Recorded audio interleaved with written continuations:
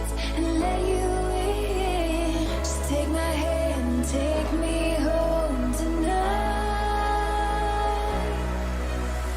We defeat all impossibilities. Yeah, you and me will take our hearts and run free into the wild.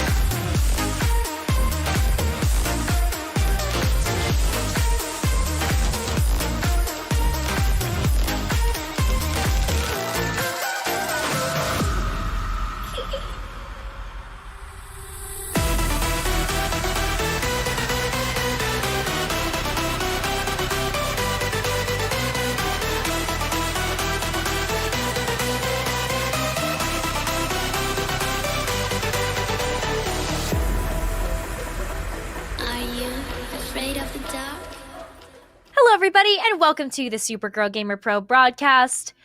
My name is Nekra, joined by Dragon Rider, and it's week number 7. What the heck? Time just flew by. Yeah, it really has. But I do want to mention, I feel like almost in tradition now, this week, it might not vary much from what we saw last week, but this past week, we did have another nerf go through for a few more cards. So We did. this whole series so far, these last 6 weeks, and now week 7, I feel like there's just been so much change, and it's really exciting to see. Yeah, I mean, first we had like patch 17.6, which was all the nerfs to like Dragon Queen Alexstrasza, Corsair Cash, and things like that. And then we had Scholomance Academy, the new expansion, come through just a couple of weeks ago. And now we're getting nerfs. So the 2 nerfs that Dawn mentioned, it's going to be Kael'thas Sunstrider, which now reads every 3rd spell you cast now costs 1 instead of 0. And then Mindrender Elucia now costs 3 mana up from 2. So those are the nerfs that we are dealing with this week, and it's probably, like you said, not going to affect too much of the meta that we get a chance to see for this particular broadcast, but it's good to note that we might see some differences in some of those combos that come through if either of those cards are selected as a part of a deck lineup. Yeah, and mentioning the lineup, we can talk really quickly here about the format of the tournament, and that is it is a conquest format. Each player is going to be bringing 3 different decks, banning 1 from their opponent, and then we'll have to get a win with each of the remaining 2 decks. So, yeah, with only 3 decks, maybe it's not going to make a lot of difference. And even last week, we did see the players kind of bring a variety of decks. I think a few of the different matches, we mentioned how we had 6 different classes being represented. So, it's going to be really interesting to see what they bring this week and if those nerfs did impact. But as we move into week 7, these players are really going to be trying to solidify their spots for the top 8 to move to that championship at the beginning of October. They really are. And as Dawn mentioned, we do have a point system, and that point system is as follows. So when you participate in each of the weekly tournaments, since they're standalone, you have to participate in multiple in order to gain those points. But first place for Hearthstone is 100, second place is 75, third to fourth place is 50 points, fifth to eighth is 25, and just for showing up, you get 15 points for the week. And what we have is we've developed some standings over the last 6 weeks where the top 8 players in points will be able to qualify for the Grand Championships in San Diego, California. That used to be the case. Unfortunately, we've decided to make a pivot to an online format. I think that's going to be better for the safety and health of all of our players and competitors involved. So we will be holding the championships from October 2nd to 4th online. So no need to travel anymore. It's going to be right from your own home, but players are still playing for a chance to qualify for a spot in those Grand Championships. Yeah, absolutely. And it looks like we will be spectating a Valera Light versus Crumpy Kitten in the first round. And do you just want to talk really quickly about some sponsors, then we can see what they have to say? Sure. Let's go ahead and thank our sponsors really quickly. We've got Zenny Gaming, Nissan, the United States Air Force, GameStop, and the U.S. Marine Corps. And we're about to hear a little bit more from them before we jump into our first match of the day. So I'm gonna hold on promoting you this quarter. Cool? Drop the taco. Get in the car. Does this Sentra feel like a compromise to you? Wait, what? The handling, it's good, right? No compromise there. Nope. Watch this. Rear automatic braking. So if this Nissan Sentra isn't gonna compromise, why should you? You're right! Atta girl. The all-new Nissan Sentra, with more standard safety features than any other car in its class.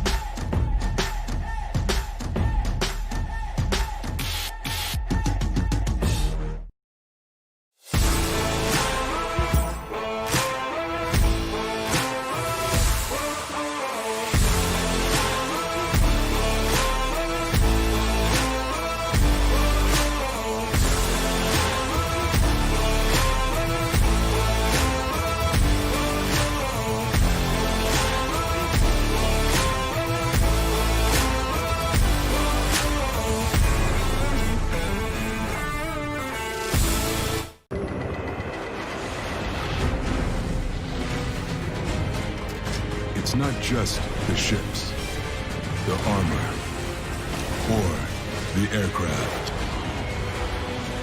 It's something more. It's the will to fight and determination to win, found inside each and every Marine that answers a nation's call. Battles won. You can trade all the games, accessories, consoles, and tech you don't use anymore to get cash or store credit at GameStop.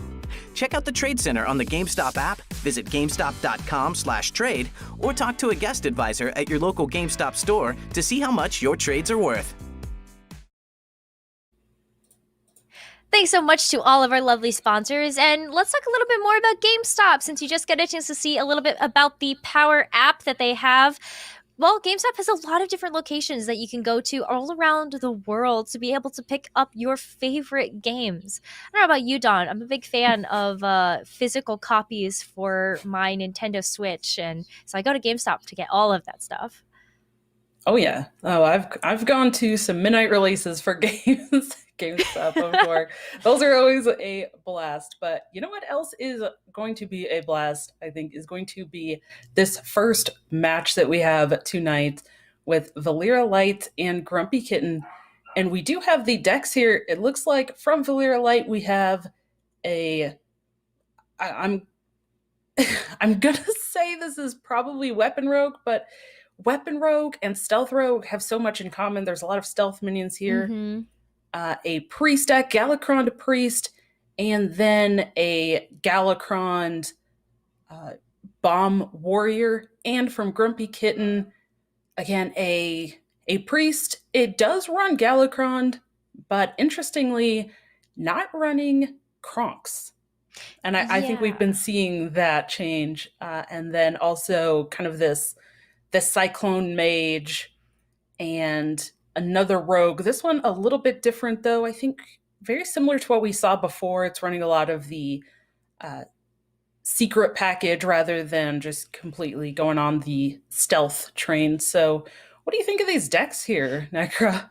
I mean, this is really interesting because no surprise here that we're seeing a lot of the Priest and the Rogue again. I think that's something that we've been definitely seeing a lot of in Hearthstone Grandmasters. And speaking about that Mage as well, it tops out at Flame Strike. Otherwise, it's like small spell Mage. So it's very interesting that Grumpy Kitten has decided to include that 6 and 7 cost spells in the Blizzard and the Flame Strike. Obviously, the Mana Cyclones are going to be the biggest portion of that deck.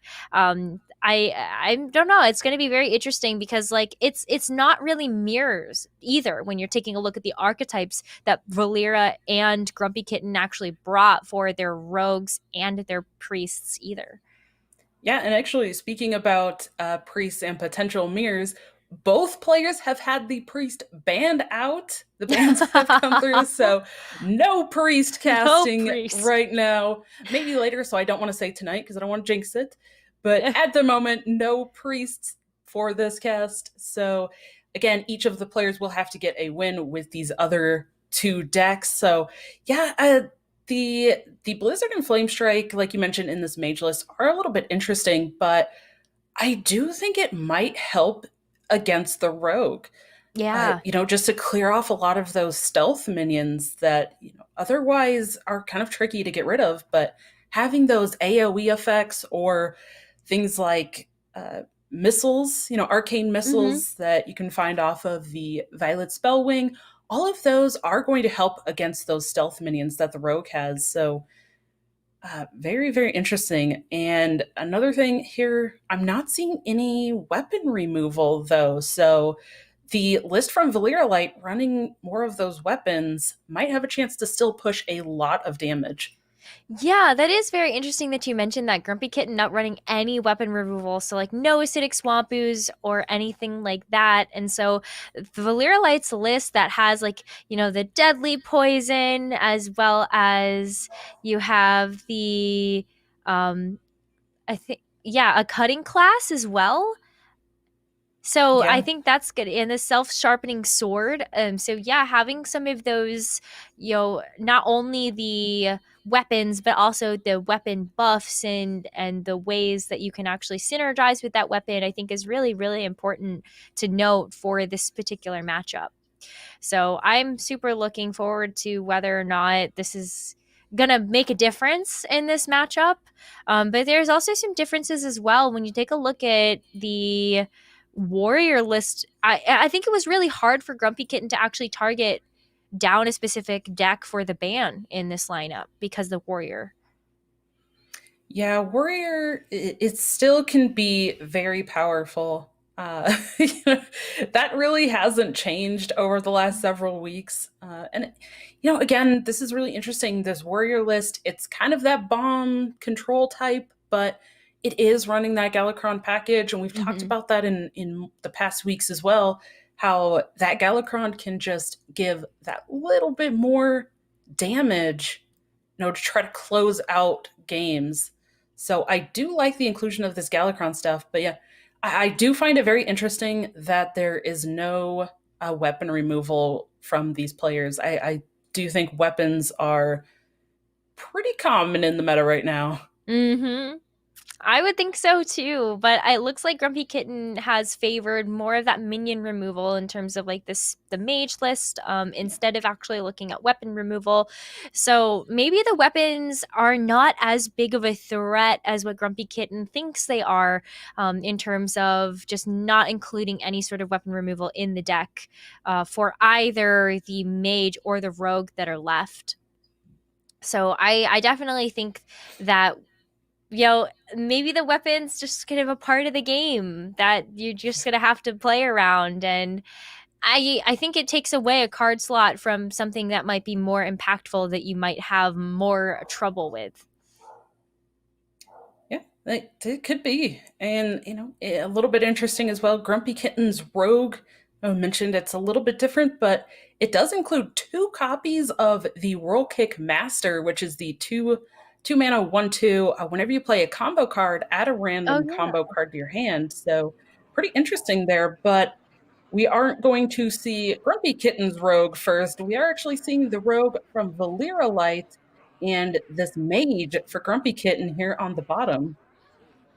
So you can see that the quest is already in hand. Raid the Sky Temple. If you cast 10 spells, then you get the Ascendant Scroll. So that's going to be super interesting to play around. And when you take a look at the small spell mage, there's a lot of small spells. So it's definitely super easy to be able to figure out how to do that quest, as we're going to see Grumpy Kitten actually keep everything from this mulligan.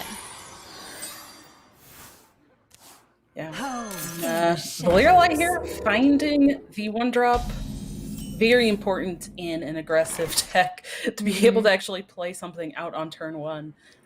And I do want to bring up and mention as well, we talked earlier about the standings. So this matchup we're seeing here, Grumpy Kitten is sitting at a total of 155 points and is currently 9th place, and Valera Light has 165, sitting in 8th place. So both of these players really looking to get a win here. So they are fighting for their standings in working towards that championship. And these weeks are single elimination. So every match tonight is going to matter that much more to these players. Yeah, absolutely. Every single match matters, as well as the points, because we're down to the last 3 weeks, which means that we don't have many weeks left in order to actually figure out the top 8. So, especially when you're taking a look at Valera Light in 8th place and Grumpy Kitten in 9th, a win here is very important for Grumpy Kitten in order to actually tie up the point score with Valera Light at least. And that way, it's definitely kind of like going to be a photo finish for this 8th spot. Yeah, absolutely. And I do think that if they're keeping that in mind, that is going to kind of be driving a lot of their plays tonight as well. So I feel like we've already seen them kind of being a little bit more slow and deliberate in how they're playing out these first several turns of this first game already. Got to be very patient. They understand what's on the line. But there also isn't, there's a lot of choice that has to be made. Grumpy Kitten has a lot of more reactive cards. I think setting up Flame Ward here is a good idea, especially if you want to try to deny some of this aggressive pressure coming in from the Rogue. But with the minion that's on board right now, the Flame Ward's not going to be enough to actually get the kill onto it. Yeah, this devolving missiles, though, looks pretty interesting. Kind of deny that death rattle effect, but Grumpy Kitten gonna just play out the Imprisoned Observer and kind of set up for a few turns from now. And maybe wait for Valyria Light to kind of get on board a little bit more and get just that much more value from the devolving missiles. Mm-hmm. Well, I like the Imprisoned Watcher play because I think that also does a really great job of just kind of making sure that Valyria doesn't overextend, because you don't want to have to take 2 damage when this Imprisoned Watcher actually wakes up from its dormancy. And especially when a lot of the minions that Valyria Light can actually play have quite a low amount of health, that is going to give a lot of value to that Watcher. Yeah, this is also another interesting turn here, I think, for Grumpy Kitten. I'm really just, I keep looking at the devolving missiles, and I know that Mana Cyclone is such an important part of the deck, but I mean, a devolving missiles here, maybe even playing the first copy of Ray of Frost and then the Mana Cyclone, getting another 2 spells. Could be good, but I don't know. I feel like Mana Cyclone in the hand is a little bit dead right now, because it's just not enough value. I just think it's come into hand too early for what I think Grumpy Kitten actually wants to be able to have it for, which is like those big combo turns. But here comes the Flame Ward. Yeah.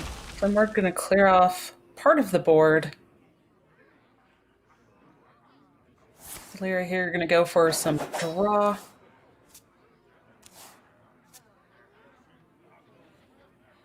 Ooh, finds another deadly poison and has the Eviscerate in the Cold Blood.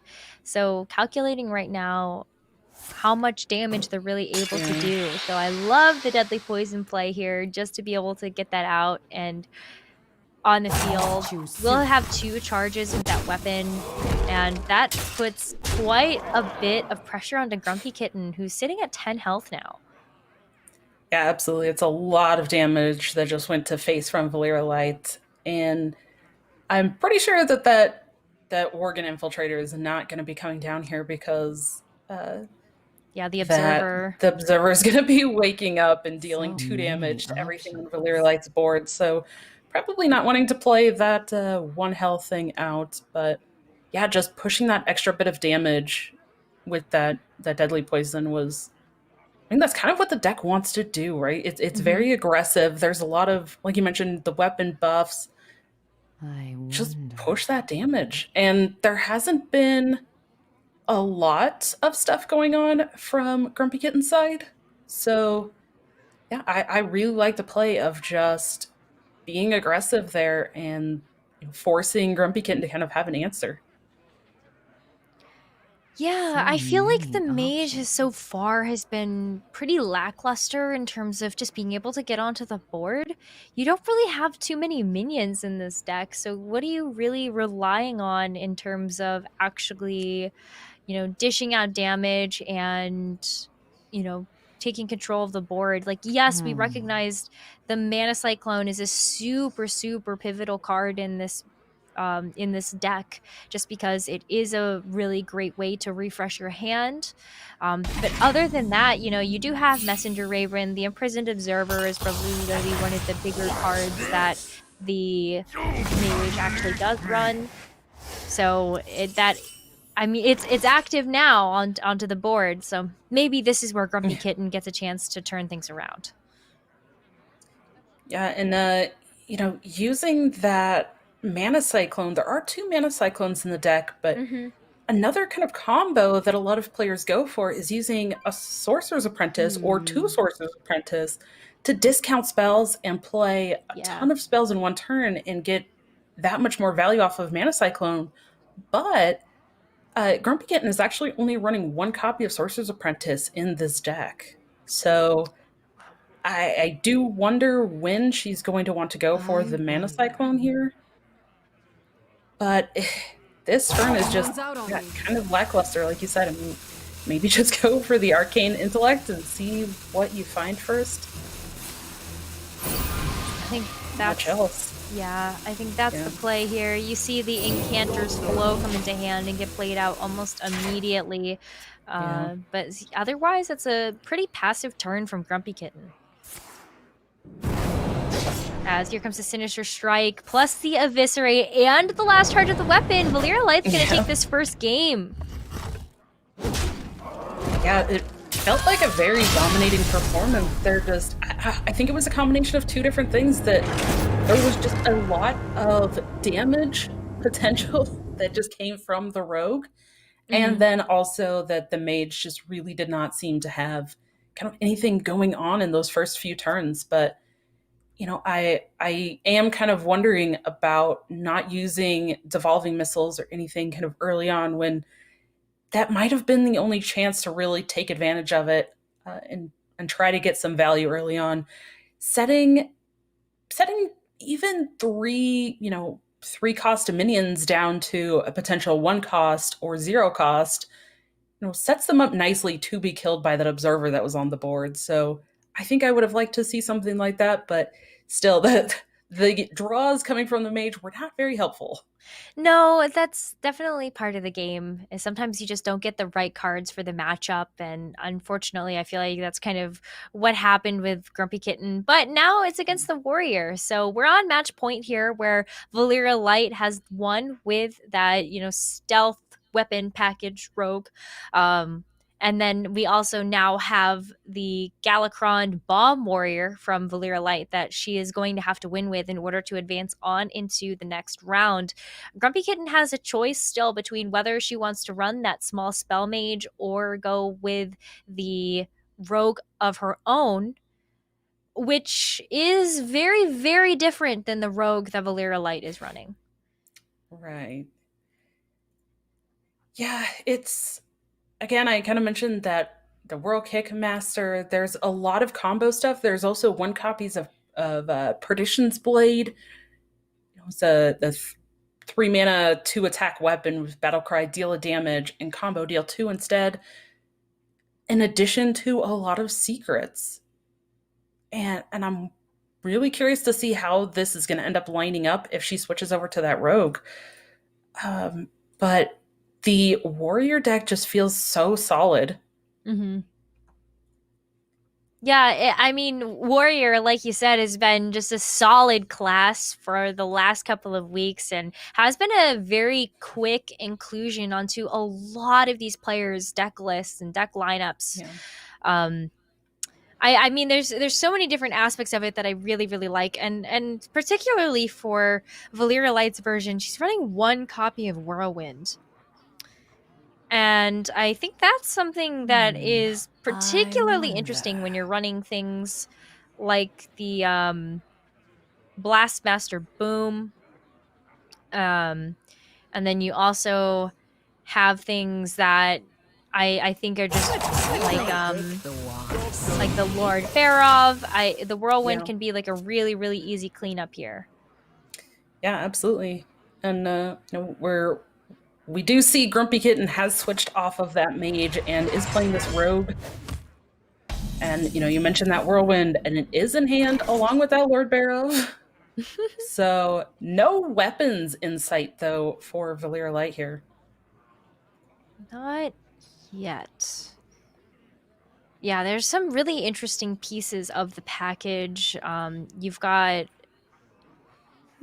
your Corsair Cache, and And then you also have Horde Pillager. The Wrench Caliber obviously is going to be a great inclusion into this deck because it is a Bomb Warrior. And then you have Dr. Krastenov, which has Rush, and whenever it attacks, it gives your weapon +1/+1. And that's not an inclusion I feel like we've seen too often in the Bomb Warriors, but definitely makes a lot of sense here. Yeah. We see this Horde Pillager coming into hand for Valir Light, but not going to do much. There hasn't been any weapons. Yeah. This hand does feel pretty awkward for Valir Light without any weapons or any way to find a weapon. What now? And, Grumpy Kitten's rogue list with, I'd say, a lot more of the secret stuff and other weapons and spells like we see in hand here. There's not going to be a lot of wide boards I'm expecting from Grumpy Kitten. So some of this removal from Valir Light might be kind of dead, or Valir Light might have to play some of that removal in really awkward situations. I wonder how this hand is going to play out, because this has been a pretty slow start for a Bomb Warrior. Yeah. And even like the Evil Quartermaster, I like that that's come into hand, because that is going to give Valeera something to actually do this turn. But Plagiarize does get played out and gives a copy of that Evil Quartermaster to Grumpy Kitten, and with all those combo cards that are in the deck, that one lackey might just be enough.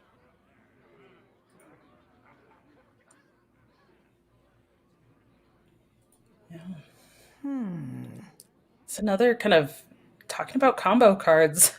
I mean, half of the hand right now from Grumpy Kitten is combo cards. So it's a matter of playing out something else first and then playing a combo card. But how does she want to do it? What order does she want to do these in to make it the most effective?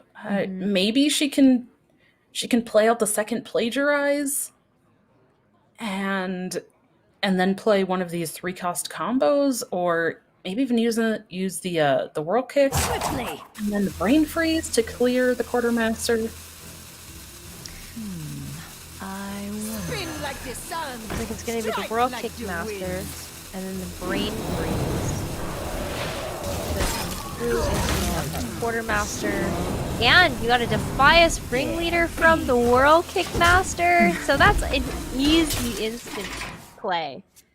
Yeah, and I would say it feels pretty good, except for maybe in a matchup like this where your opponent has a lot of board removal. That's true.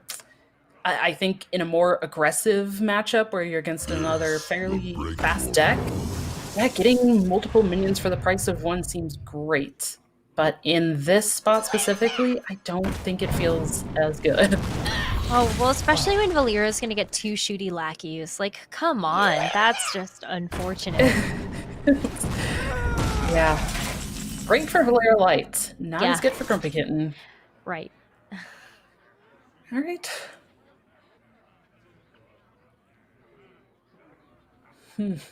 It's a clean clear, though. So Grumpy Kitten has some options in terms of how to deal with the board that Valeera Light has developed. I wonder. Still playing very reactive, though. Yeah.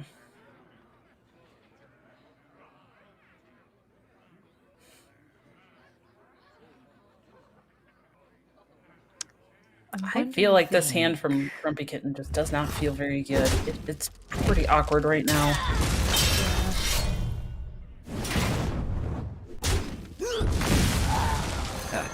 Yeah, because you had to play the Perdition Blade without actually getting the combo. Yeah. Which kind of forced her to make the trade. I mean, she does now flip the board in her favor. So, now she's got something on board. She set up a weapon. But it's not a very threatening board at the moment. Oh, this coerce draw though, right after the Kronks is put on board is pretty good. Yep. Wonder if she wants to start with this evil quartermaster. With the combos that are still on hand, maybe, but I feel Yeah. like plagiarize wouldn't be a terrible option here either. Like recognizing that we are on turn 7. Yeah.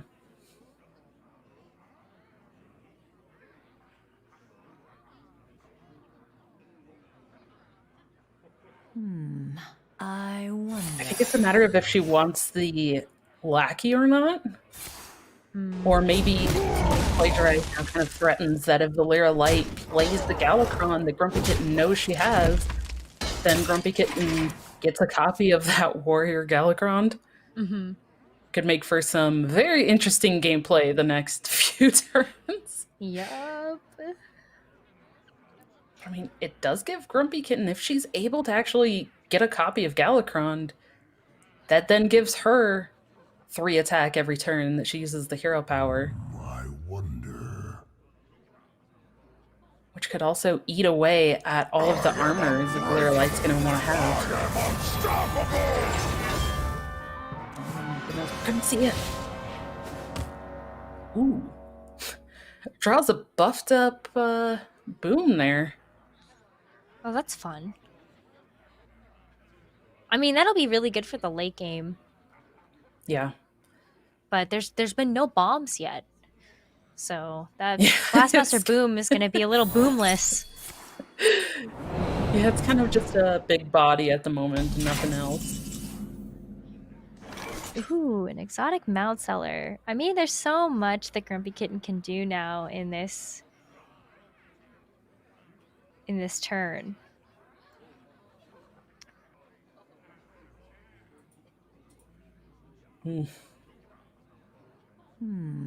I wonder. I think the question is, do you want to float a mana, though? Because I don't Yeah. feel like you play Togwaggles with either the... You could do it Well, with the you could mount do it seller, with the though. mount seller. That's Yeah. true.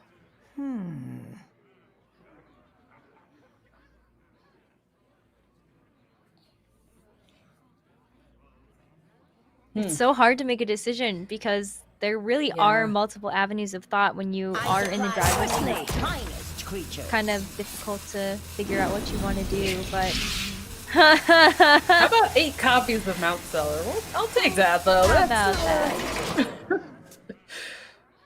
probably going to be able to get some good value off of that. And, you know, I really actually do like this play. This is kind of the play that I was looking at myself. And I think part of it is that if Grumpy Kitten can actually draw, I mean, there's 8 more of these Mount Sellers now in the deck.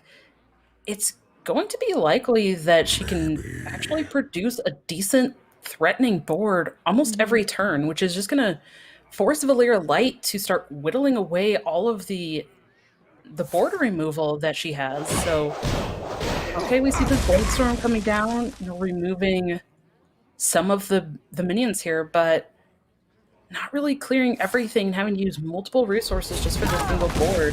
And I feel like Grumpy Kitten is likely to be able to just now start forcing a board and border removal every turn. Yeah, I feel like the warrior wants to be in the driver's seat in this matchup. And that's definitely not been the case here. As Head Crack comes through. Yeah. And here's the Spell Burst, Sinister Strike, and Betrayal coming off of that.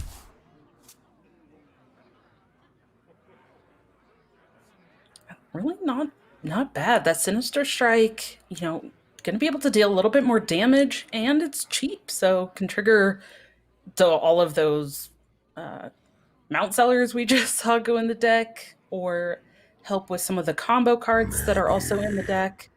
I feel like the draw last turn of that Mount Seller kind of helped Grumpy Kitten get a direction for this game. Mm-hmm. It kind of felt like she didn't really have a direction that she was trying to go, but now I think she's kind of got a game plan that she wants to head towards. And I also feel like she's setting up for playing out this Warrior Galakron that she picked up. with that attack from the weapon last turn.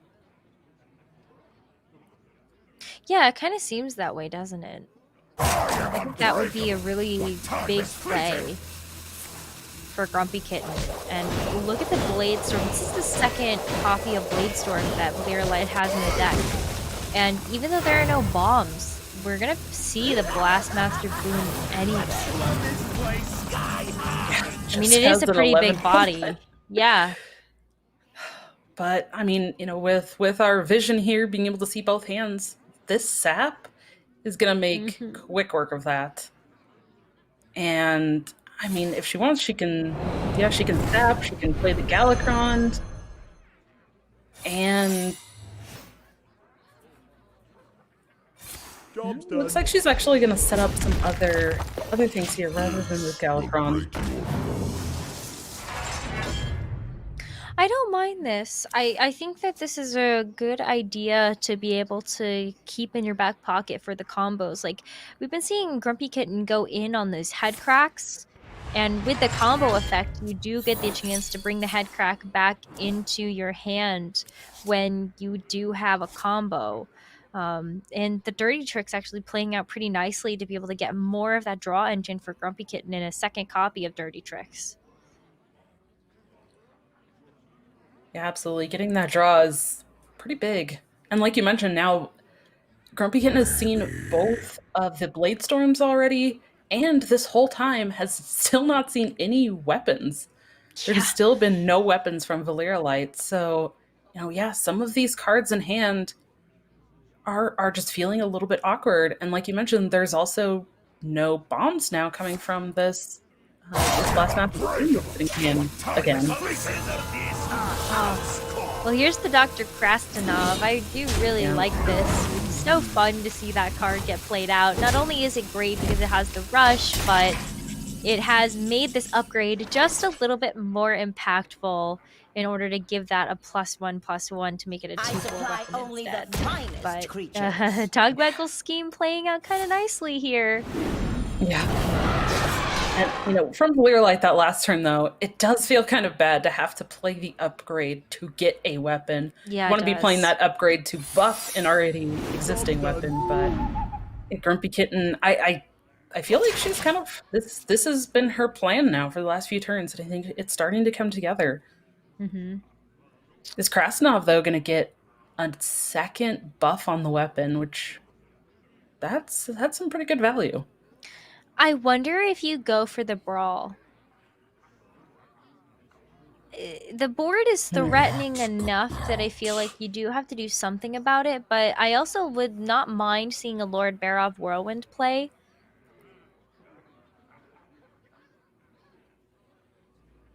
Good, or even that ramming speed. The Barov and then just the ramming speed. Let's clear off a lot of the board.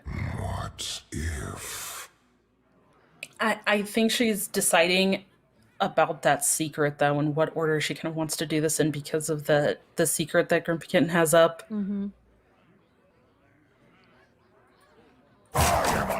good news is that it's only going to draw 2 cards for Grumpy Kitten. The bad news is that that's 2 more cards for Grumpy Kitten. So...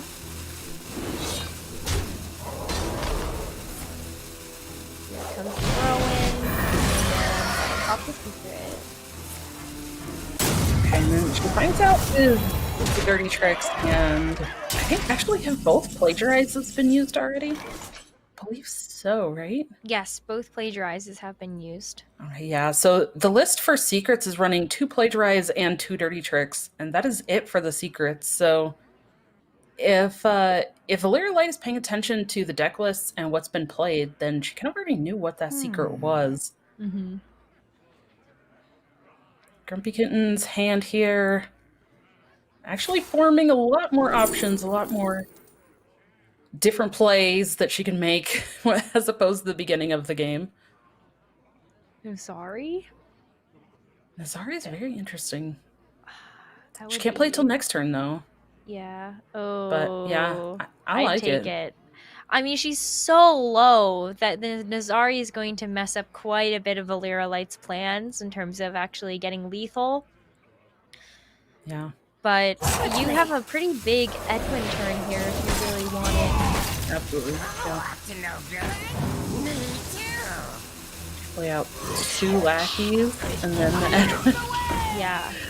But this brawl from Valyria Light is going to be amazing here, I think. This is really, really greedy, but it's almost kind of what Grumpy Kitten needs to do in order to force out more of these removal tools. Because you still have the exotic mount sellers in the deck that obviously don't proc if you're just going to play these lackeys. So I think that getting the brawl out is very, very important. It is a 2-of in the deck, so there is a second copy buried somewhere, but finally there is a weapon. Even though Valyria has now put so much emphasis onto the upgraded weapon. Yeah, she's put so much work now into this weapon that doesn't do anything, and now finally picks up the wrench caliber. What if?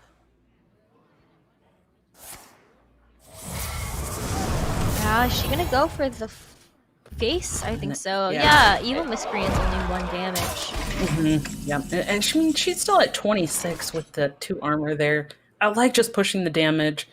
You know, she doesn't know about the Nazari that could potentially kind of negate all of that damage she's working on, but Not playing the Nazari either. I guess just trying to get the armor in and then, you know, seeing how much damage she's going to be able to do, because Valyria doesn't really have too much burst damage. yeah. So she's pretty safe. Like, Grumpy Kitten knows that there's only really going to be 6 damage coming to face. This draw for Valyria Light pretty dang good here. Gonna be able to clear the board and still squeeze in the hero power, and like you mentioned, push another 6. Yeah. Grumpy Kitten's gonna need to try to draw an answer here. I mean, even the Nazari, it does heal her back up, but it doesn't answer all of the damage that she's facing down on board. And the Betrayal doesn't do anything with only 1 minion on board here. Yeah, Nazari seems to be the play, though, because Yeah. you can't just set up for, like, a mount seller play. It's too risky. You might not get a taunt. Now we're back to full. We're back to even, square one, for the most part, except there are 2 pretty big scary dragons on board. 2 wrench calibers in the hand now. Is she gonna give up the last charge of the weapon here to get some bombs into the deck? I think she's contemplating whether or not it's worth it. Yeah. I mean, I think if it were a second bomb to shut off, you know, kind of the Highlander effects of cards, it might be worth it, but for one thing, she hasn't put any bombs in the deck yet, and also this rogue deck from Grumpy Kitten is not running any of those Highlanders things, so yeah, I think just getting the damage that she already had and then now equipping, because as we talked about when we were talking about the deck lists originally, there's no weapon removal, so she feels pretty safe just pulling this out and letting the weapon sit there. But now at this point, Grumpy Kitten kind of has to go in here. Oh no! She could have Yeah. cleared the deck. No. Oh no, that would That have is bought her just- another turn in the game, but it's gonna be Valyria Light taking the second game and the series. Yeah, which means Valyria Light is going to move into the top 8, taking that 2-0 lead. Yeah, and Valyria Light wanted to be able to hold on to that top 8 spot. She is sitting in 8th right now, so just ensuring that she's going to get the points in order to actually continue to stay in the top 8 is going to be very important. But moving on to the top 8 is definitely something that Valyria Light now gets to look forward to. But Grumpy Kitten's not going home empty-handed. She's still going to take 15 points home for participating in this week's tournament. And all in preparation for the online championships that are going to happen October 2nd to 4th. So very, very good play from Valyria Light, but great play from Grumpy Kitten as well to even bring us such a close series. That was a very close game. Yeah, it definitely was. But I think that we kind of talked about the deck lists, and I feel like Valir Light brought some pretty solid looking decks, and she played very well, and it worked out for her. So it does look like in our bracket she's going to end up moving up to face Revi. But before we get into any top 8 matches, we are going to take a quick break to get some words from our sponsors. And when we get back from that break, we will take a look at that bracket and get you all caught up to speed before we move into our first top 8 match. No one knows where it comes from. Why some have it and some don't. It's the fighting spirit. It consumes fear and weakness. It stands ready to fight whatever shape the battle takes. Because as long as there are battles, there will always be Marines.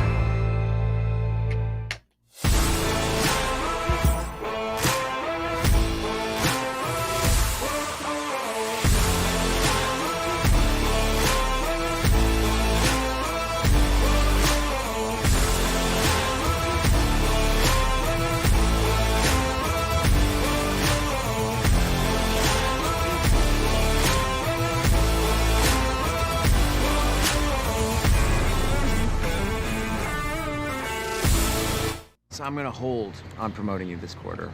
Cool? Drop the taco. Get in the car. Does this Sentra feel like a compromise to you? Wait, what? The handling, it's good, right? No compromise there. Nope.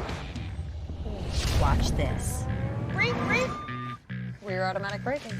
So if this Nissan Sentra isn't gonna compromise, why should you? You're right! Atta girl. The all-new Nissan Sentra, with more standard safety features than any other car in its class. For a long time, we had to prove ourselves. But we always knew what we were capable of. We knew when the time came, we would be ready for anything. Our numbers keep rising.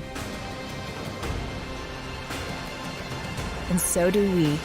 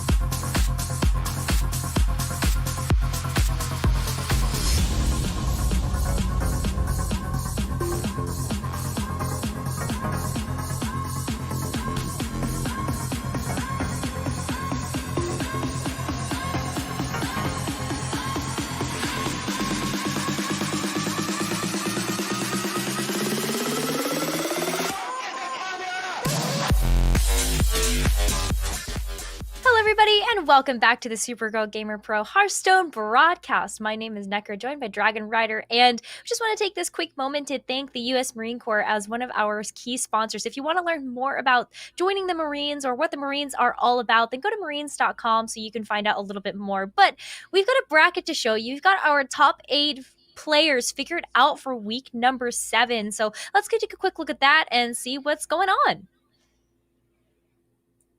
Yeah, and I think our next match, we're going to be watching Linthesis versus Malira, which is pretty interesting. We've seen a lot from both of these players, and looking at our standings, Malira is kind of in that 7th place after the 6 weeks with 175 points, and Linthesis in 2nd place with 300. So quite a difference there. But Malira, really wanting to solidify her spots in these top 8 every single week. Mm-hmm. So I really want to see how Malira kind of fights in each of these matches tonight. And we do see that last spot kind of filled in there in our top 8 bracket as Trojanator moves into the top 8 to face Nysil there. And Edelweiss already moving up into that top 4 that we will be seeing very soon.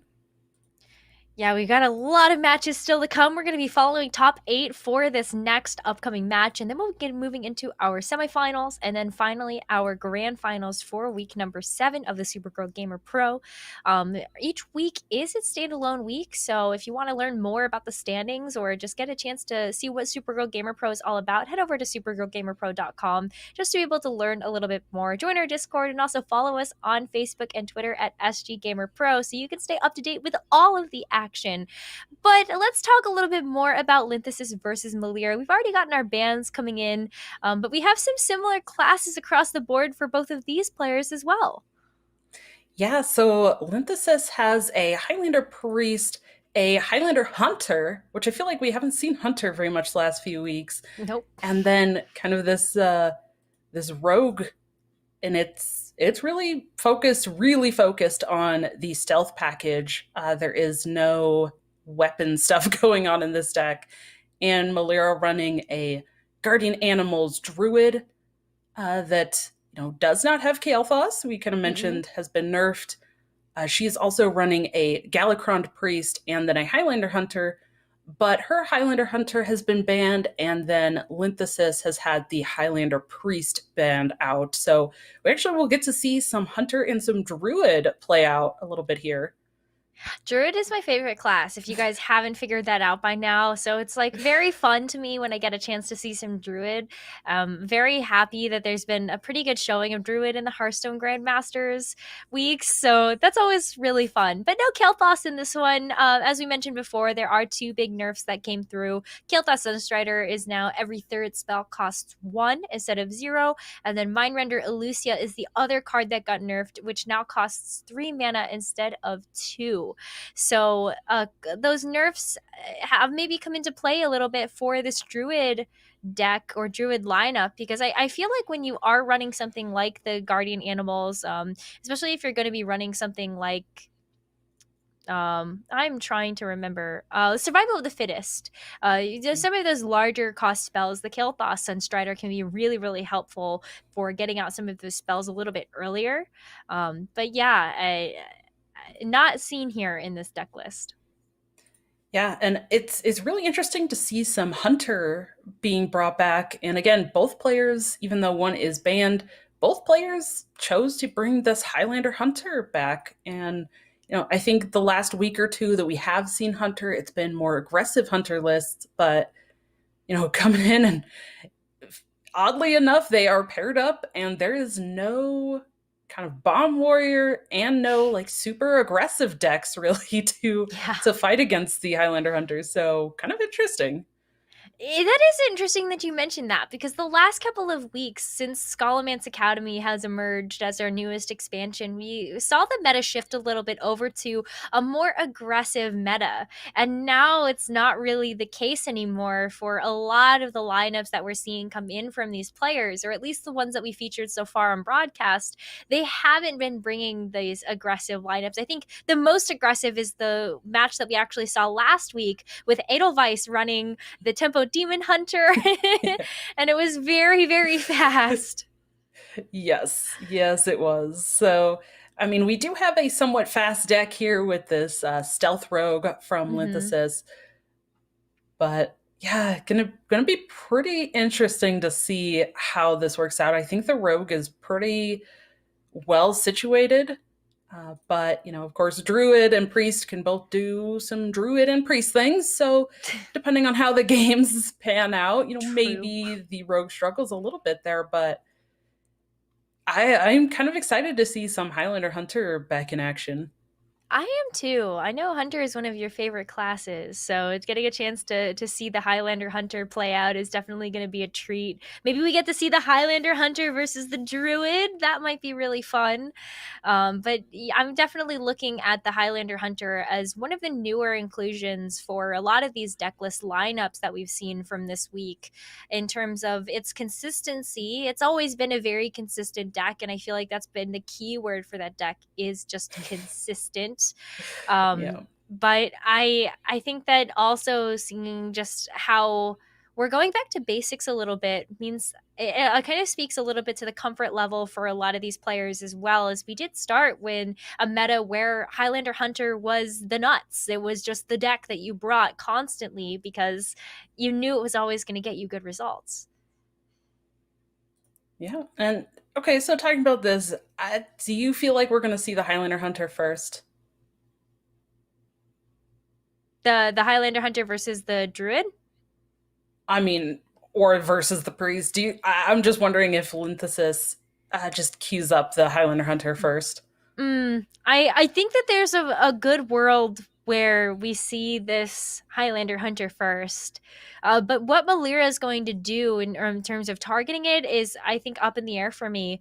I think that we could see a Druid, if it gets off to a fast start, do some pretty good work against the Highlander Hunter.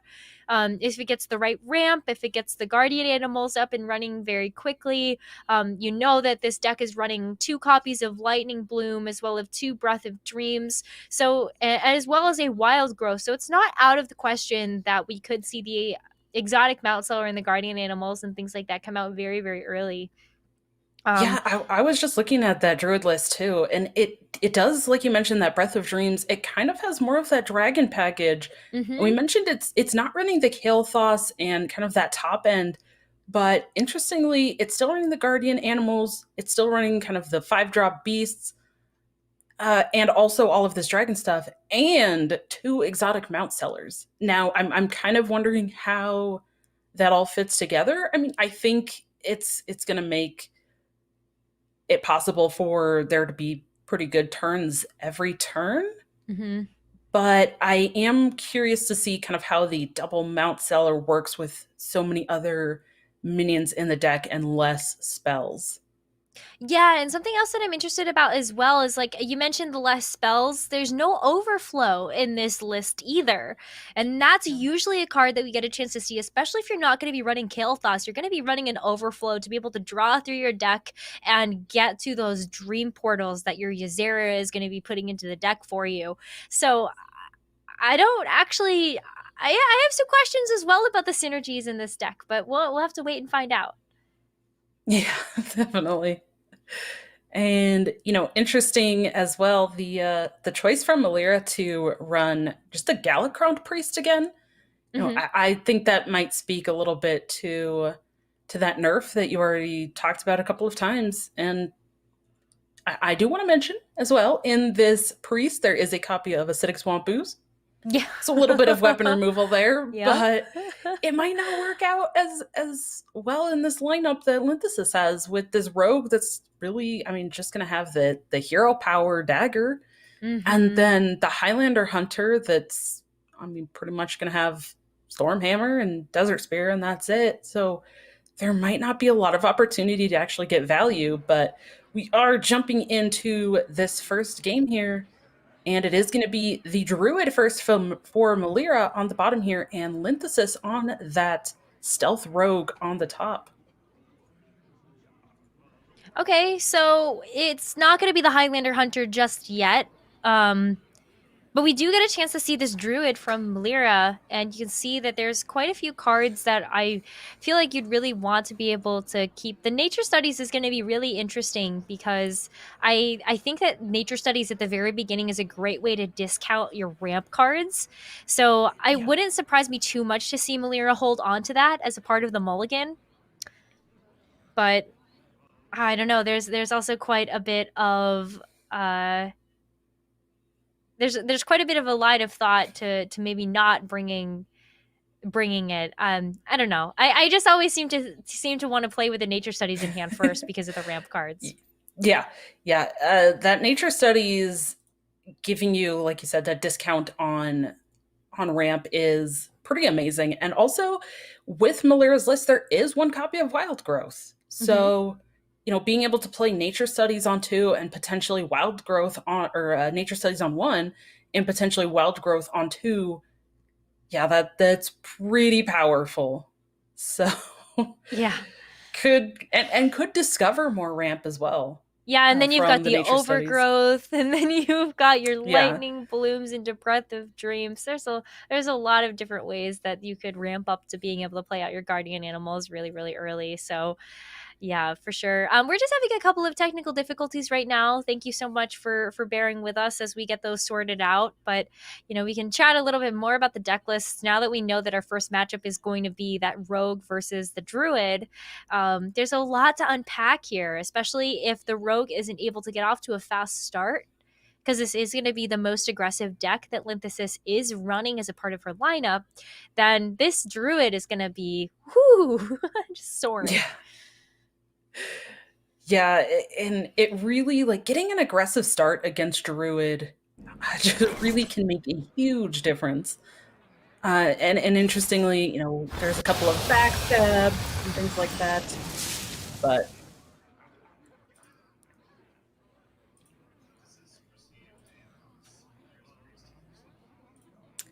all right, we are jumping back in here with this Druid versus the Rogue. Sorry about that little issue there. Yeah, you can see that the Nature Studies was used already to be able to discount some of the spells into hand. So I think that's one of the ways that Melira has gotten off to this very riveting start. And with double Innervate in hand, plus the coin and the Guardian Animals, we're looking at a turn 4 Guardian Animals potentially. Yeah, absolutely. And we do see a survival of the fittest. I'm imagining that survival was discovered off of the Nature Studies, because we talked about how it wasn't included in the deck, so that had to have been discovered, I'd imagine. What a way! What a find off of the Nature Studies for sure. I definitely agree that that's probably what we saw there. But fast start for Linthesis. She's going to be able to do 9 damage already if she unstealths this minion and just sends it all face. So great start for her, but I don't think it's going to surprise anyone to see the double Innervate and the coin come out and the Guardian Animals hit the floor. There's no better play than that right now. Double Teacher's Pet too. Ooh. I actually was going to mention, interesting, there's only one copy of the Lake Thresher that damages minions next to whomever it attacks. So with the choice to unstealth that minion last turn by Linthesis, it actually gave Melira the board clear this turn with pulling the non-Thresher minions. Yeah, for sure. Oh, man. And now the board is missing, so I don't know what Linthesis is going to really be able to do in this situation. You could double sap here, but it looks like Linthesis is going to use the last charge of the Deadly Poison in the weapon to try to remove one of those Teacher's Pets. Not too big of a beast pops out, so that's not going to be too bad, but We do need to go ahead and clear something up for you viewers at home. Melira is going to start off this series with a 1-game lead due to some tournament issues that did happen behind the scenes. So this is match point. We are playing the Conquest format still, but if Melira does win this first game, then she is going to take the series.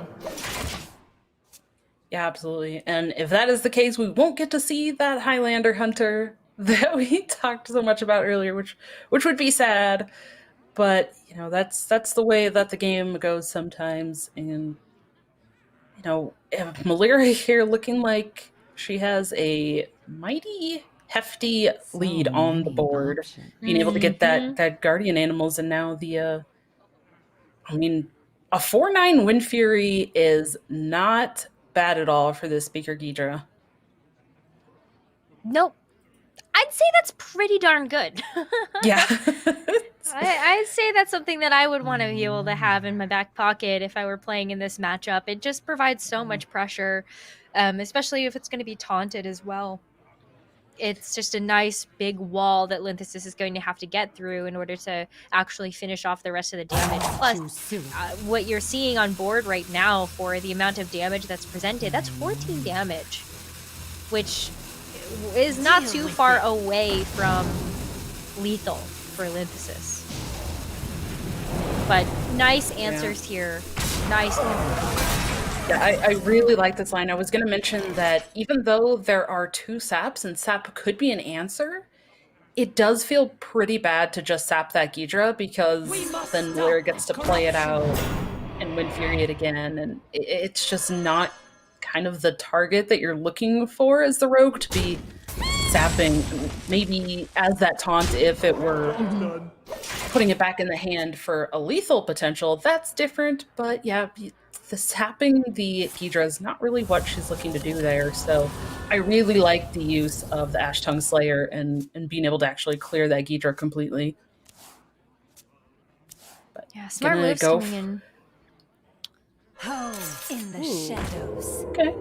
A cruel fate awaits all in the this stealth ashes. stuff coming in here.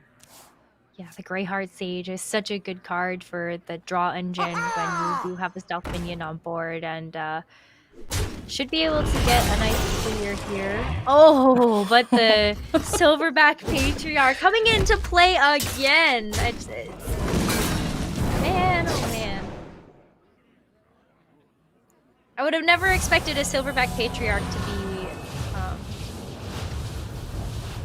good.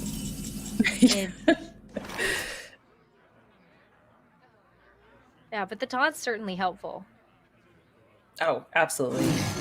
Although Synthesis did have a pretty decent answer for it, at least being able to trade with the Ash Tongue and the weapon, only take 1 damage, and set up really nicely using that backstab to kind of preemptively start working her way through this Emerald Explorer. Yeah, it almost forced Melira to trade there instead of going for face damage, just because of the amount of board presence that Linthesis had, plus just not knowing whether or not there was going to be able to be a way to just like eviscerate away and then like maintain more of the board. So I do really like that. Gonna just go ahead and zap the Emerald Explorer back into hand. I feel like that's super, super risky. Yeah. Now it's going to be full health again, and you get to get another dragon.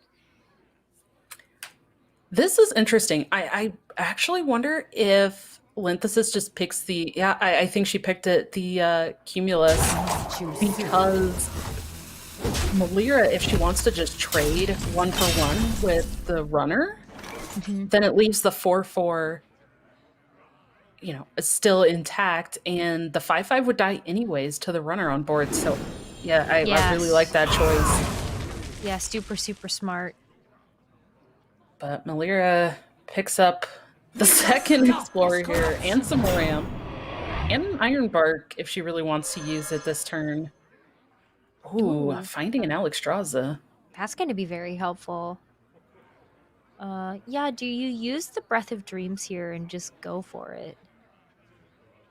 Plus, you have the Iron Bark as well. That's going to be Yeah. 0 cost. I mean, I'm wondering if she's deciding between the breath and a hero power. Mm-hmm. Yeah, I think she wants to try to just eliminate some stuff on the board here. Try to keep herself alive. She's going to take a little bit of damage, but...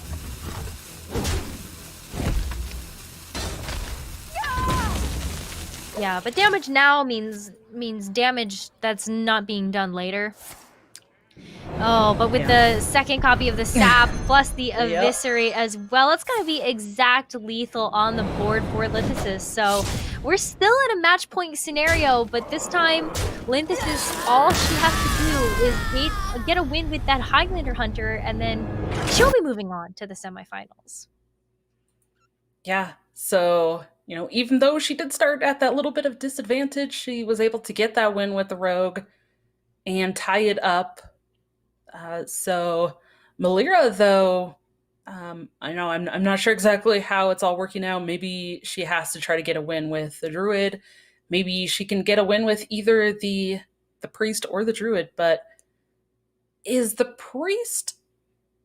I feel like the Priest is at a disadvantage almost against the Hunter. Mm-hmm. So I think she just keeps the Druid. Yeah, I would agree with that. I just think that the Hunter does too much to be reactive to the Priest. So I definitely think the Druid is going to be the way to go, which we do see the Druid sticking to it for Melira, and then Linthesis is going to be on that Highlander Hunter. Just needs to win one more point, and then we'll be able to move on. So this is the final game for this series. There is that Nature Studies starting in hand. The Melira is keeping, kind of like It's we so talked about good. before. Melira is hoping to pick up a little bit. Oh, the she wild picks it up. Oh, this is going to be exactly what she's looking for. Oh, and the Guardian Animals in hand as well. Oh, with another one. Oh, you could also pick a Lightning Bloom. Ooh, spicy. This is how she wants to be starting this, especially with not having the coin on her side this game. That is the exact kind of lineup of plays that she wants. Mm-hmm. Yeah, super, super early ramp, and then just go right into the Guardian Animals with the Lightning Bloom. Easy peasy, lemon squeezy. That's what the Druid likes to do. But I do like the Scavenger's Ingenuity here early on from Linthesis is going to be able to pick up that Zixor. But here's the ramp and the Wild Growth right into the next turn. Super, super impactful. I love Wolpertinger. My favorite cards. It doesn't seem like much, but especially in a matchup like this, I mean, it's getting out on board. Nature. And Melira not playing out the Overgrowth on 4, which is probably a good sign for Linthesis, but still able to clear the board here. And gonna leave the Ghidra just as this 1/2 that can get cleared off pretty easily. Yeah, but the Zixor here. Here's that Zixor. Getting it out on board super early, and then the Wolpertinger. I think I'm saying that right.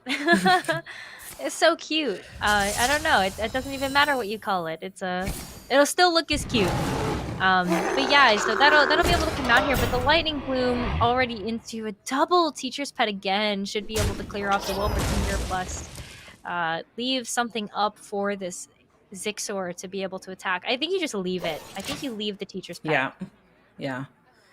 Ooh, but that might work against you if you're gonna have the kill command in hand.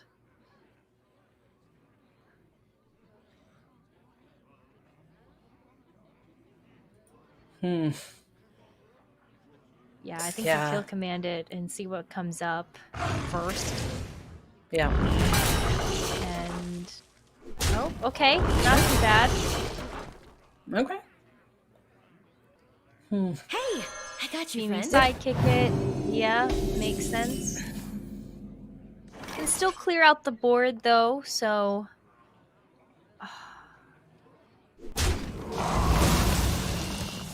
Fixer Prime now going into the deck. I wonder. Well, there's only one copy of the Scavenger's Ingenuity because this is a Highlander deck. Right. But I think, yeah, I still think using it early was the right call for Linthesis. Oh, yeah. I completely agree. And let me take a look at the deck list here. There is just the Zixor. I'm not seeing... Wait, there is actually no Griffin being played in this deck list either, so... Oh, huh. Yeah, getting that Ingenuity earlier to pull the Zixor was very, very good with the way that this deck is built. Yeah, it's strange there's no Diving Griffin. I feel like that's always an inclusion onto the deck, but... You know, it might just be a little bit too awkward right now. With a lot of minions having kind of 5 health instead of that 4. True. And it does make the Zixor pull more consistent as well from the Ingenuity, so... That's a good point. I like it. Yeah. I also like the fact that there is a Dino Tamer Bran in Linthesis' hand. That's Good going to card. be really fun. Yeah, and Linthesis has gotten a pretty solid board here over these last couple of turns. Really been able to kind of clear everything off that Melira has done, even though Melira was able to kind of ramp a little bit and pull some minions out early. Linthesis has been able to find ways to deal with it every turn.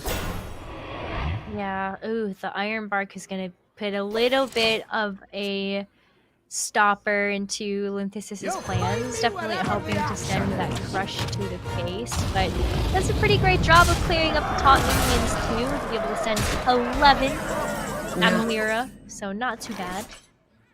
And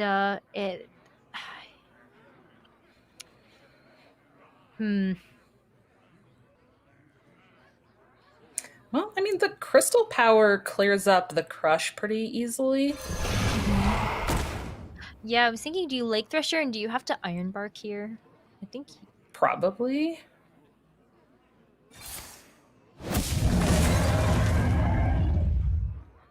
I mean, she's dead if she doesn't.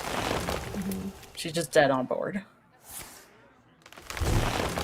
Let's see what else she can potentially draw here first. Oh.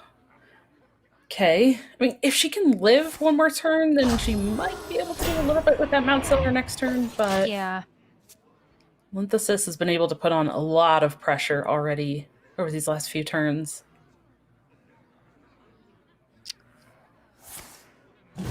Yep. So, ooh, getting a... You look so creepy. They are a little creepy. Oh. I got so thrown off by Oh, but yeah, I think just emptying the hand right now makes a lot of sense. Linthesis doesn't necessarily have to deal with the Thresher right this second. And particularly because she did get the taunt from the Demon Companion, I think that's something that could really help out, especially because it's at the end of the lineup. So you're not even getting full value from the Lake Thresher actually attacking. But Oh my gosh. another silverback, huh? No, that's funny. Oh, but really nice pickup there. Now gets a really good clear with that Thresher just kind of attacking in the middle into that Rot Nest Drake can clear up some stuff here. Yeah. Or the other direction. Yeah, I think she's deciding if she wants to put more damage onto the Thresher but kill the 2 bigger dragons, or if she wants to take less and still kill the Rot Nest, it's big, and the smaller untargetable with that fairy dragon. But I do kind of like clearing the 6/5 and the 5/4. I agree think with that. I would just push there. Yeah, perfect. That was the move that I was looking at. I think just being able to get the Dino Tamer brand as well, because it has a super Sure. awkward amount of health. And then you're in this position where you can't just throw one minion at the Lake Thresher if you didn't have Varanus, obviously. But you'd have to use both your Fairy Dragon plus your cute Saber in order to deal with everything. Yeah. Still so much pressure on the board here. I wonder... I feel like almost any of these plays here by Linthesis have merit. Like, if she just Yeah. wants to push 2 damage with the hero power, like, that seems pretty good That's too. fine. You know, if she wants to get down that Felma, that seems fine too. And if she wants to play the Voracious Reader and get some draw, then that's all fine. Like, all of the possibilities there seem completely fine and reasonable. I would agree with that. Go for playing the spell here first. Get that extra spell and another draw. Oh, finds Rush. What? And a Bog Beam. Oh my gosh. No way. It's exactly what Malira was hoping for. That worked out really nicely for her. Yeah, I get to play out everything here. Just gonna empty the hand and just kind of lay all the cards on the table and say, this is what I've got. You've got to figure out a way to deal with all of this. The Diving Griffin though coming out here. Yeah. Ooh, that's super, super spicy. That's gonna be really helpful to clear up this Varanus and or vice versa. Either way that worked out, it worked out great. And then I think you just send the Mount Seller to face. I agree with that. She's already seen Bran. She's already seen some removal with like Varanus. She's already seen a Rot Nest. And if she makes the trade, there's not a lot of burst from Malira. Like from the Druid deck, she wants board. And pushing face, she pushes 5, but she's also forcing Linthesis to make a trade if Linthesis doesn't have that extra damage. Yep. But Linthesis does pick up the Zephyrus, which they're away. Is there a clear here? Your wish is Just a board freeze? Yeah, I would have looked at maybe Flame Strike as being I guess the Chaos Nova? Oh, Pyroblast for next turn. You have enough health. Quickly. There's enough health. You think you go Pyroblast and you just send it. And taking advantage of this tour guide to get 3 hero power and squeezing the Dragon Maid hero power combo in the same turn is pretty nutty. Well, now if there's no way to heal or there's no way to get armor because your hero power is not going to be enough, then the Pyroblast is going to finish you off. So let's see what Nature Studies finds. Oh, it finds Overflow. And she got another rush. No. Oh my gosh. Wow. Gonna find more draw even as well from the Twilight Runner another here. Breath of Dreams. And then gonna be able to heal it. I think you just well, you have to play the Overflow here or you're dead. Yeah. Oh my goodness. Oh, Malira stays alive.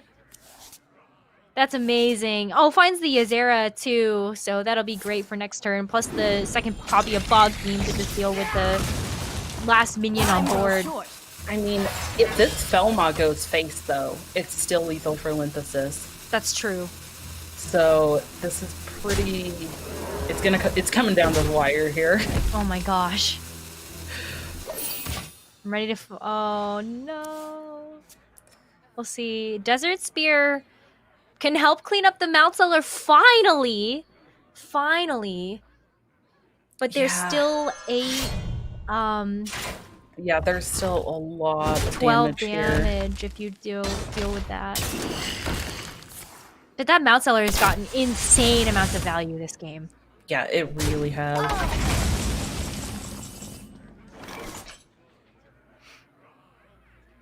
And And Malira being able to play out another Emerald Explorer for another taunt seems pretty good as well.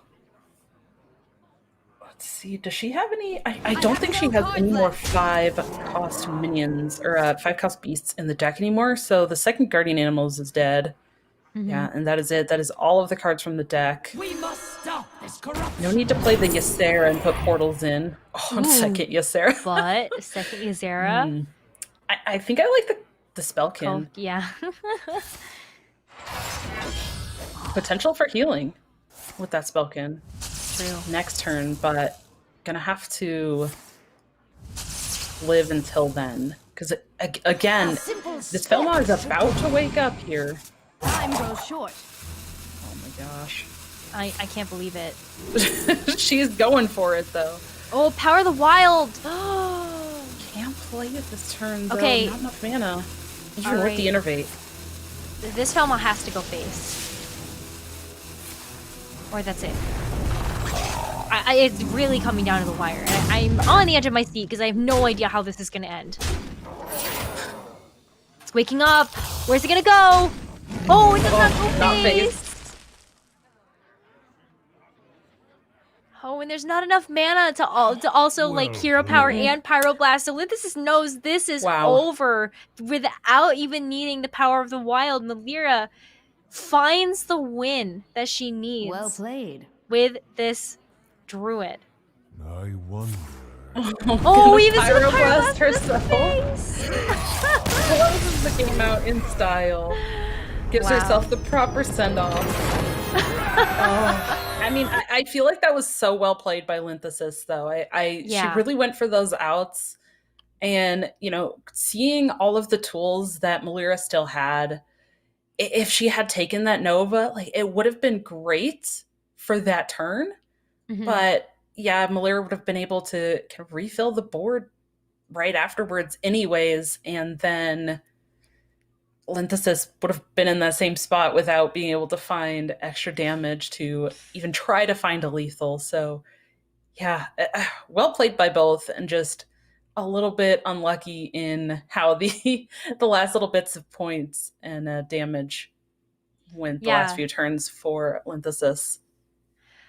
Well, if we want to take a look at the standings really, really quickly, Linthesis was in second place with 300 points, and Malira sitting in 7th with 175. So getting a chance to move forward is going to be super, super beneficial for Malira, just to be able to rack up some more points and make sure she solidifies her top 8 spot for the online championships, October 2nd to 4th. But we are going to be moving into the top 4 when we come back from this break, so stay tuned.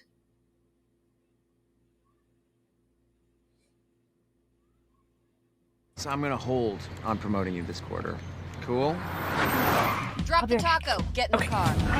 Does this Sentra feel like a compromise to you? Wait, what? The handling, it's good, right? No compromise there. Nope. Watch this. Brief. Rear automatic braking. So if this Nissan Sentra isn't going to compromise, why should you? You're right. Atta girl. The all-new Nissan Sentra, with more standard safety features than any other car in its class.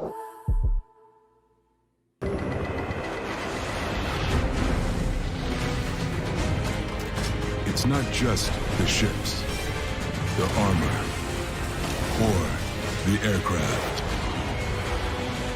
It's something more. It's the will to fight and determination to win, found inside each and every Marine that answers a nation's call. Battles won. You can trade all the games, accessories, consoles, and tech you don't use anymore to get cash or store credit at GameStop.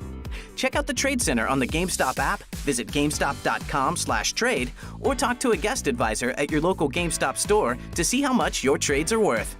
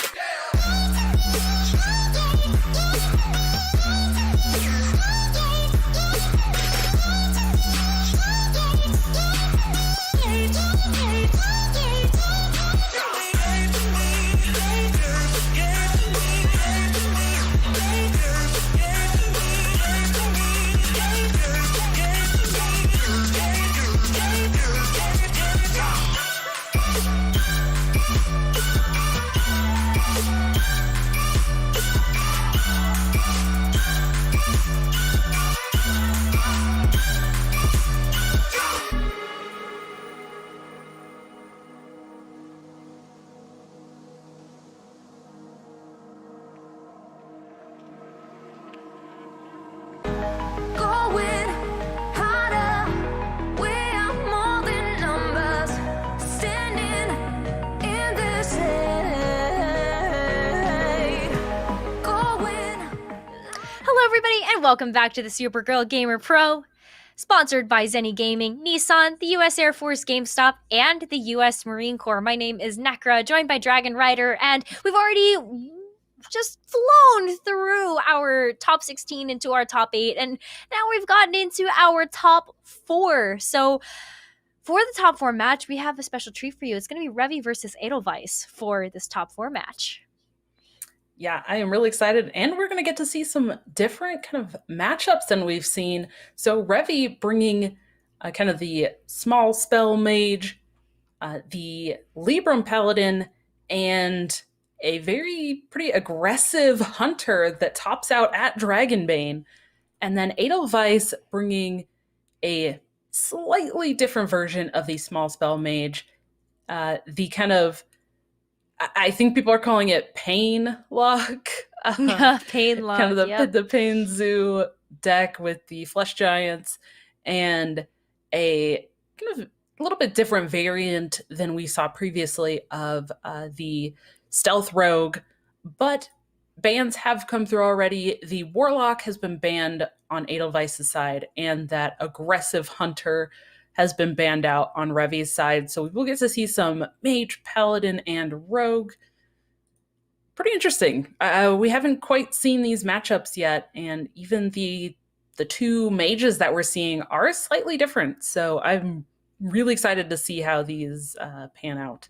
Yeah, I mean, both of them still have the Mana Cyclones, but they also both have the Mana Giants. So definitely some very interesting inclusions into both of these lineups for the Mage. But I am super excited about getting a chance to see some Mage play out a little bit more. And then also this Paladin. I'm a little sad about the Warlock, not going to lie, but it makes a lot of sense that Revy would want to ban that out. Yeah, and just a quick couple of notes here on the differences between these mages.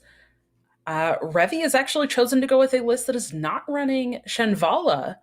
And Shenvala has kind of been a card that is pretty a common inclusion, I would say. So she decided to take that out completely, and she's running 2 copies of Devolving Missiles. Edelweiss, however, not running Brain Freeze, only 1 copy of the missiles, the Devolving Missiles, but still running that Shenvala in there as well. Yeah, I think the Shenvala is usually an inclusion that we do get a chance to see because it's really easy with those small spells in order to actually cast 3 of them in a turn and then get a 5/5 elemental. So like you're finding a lot of value from using the Shenvala with those smaller types of spells. But in terms of these matchups, it's like obviously the mage is going to be just a little 50-50. But then when you get like into the mage paladin for Edelweiss and Revy respectively, I feel like and then also, you know, just the opposite side of that with the mage for Revy and then the rogue for Edelweiss. It's going to be real interesting to see how these turn out. I am super interested. Yeah, absolutely. It's gonna be pretty interesting to see. And do you want to talk about where these players are at in our standings? Because this is a pretty interesting matchup. Yeah, it really is. So both Revy and Edelweiss are in our top 8 so far. Edelweiss was our week 1 winner, but Revy has stayed atop the pack with 2 week wins, 1 in week 3 and 1 in week 6 for a total of 375 points. So she's leading the pack by 75 points right now, whereas Edelweiss is sitting at 250.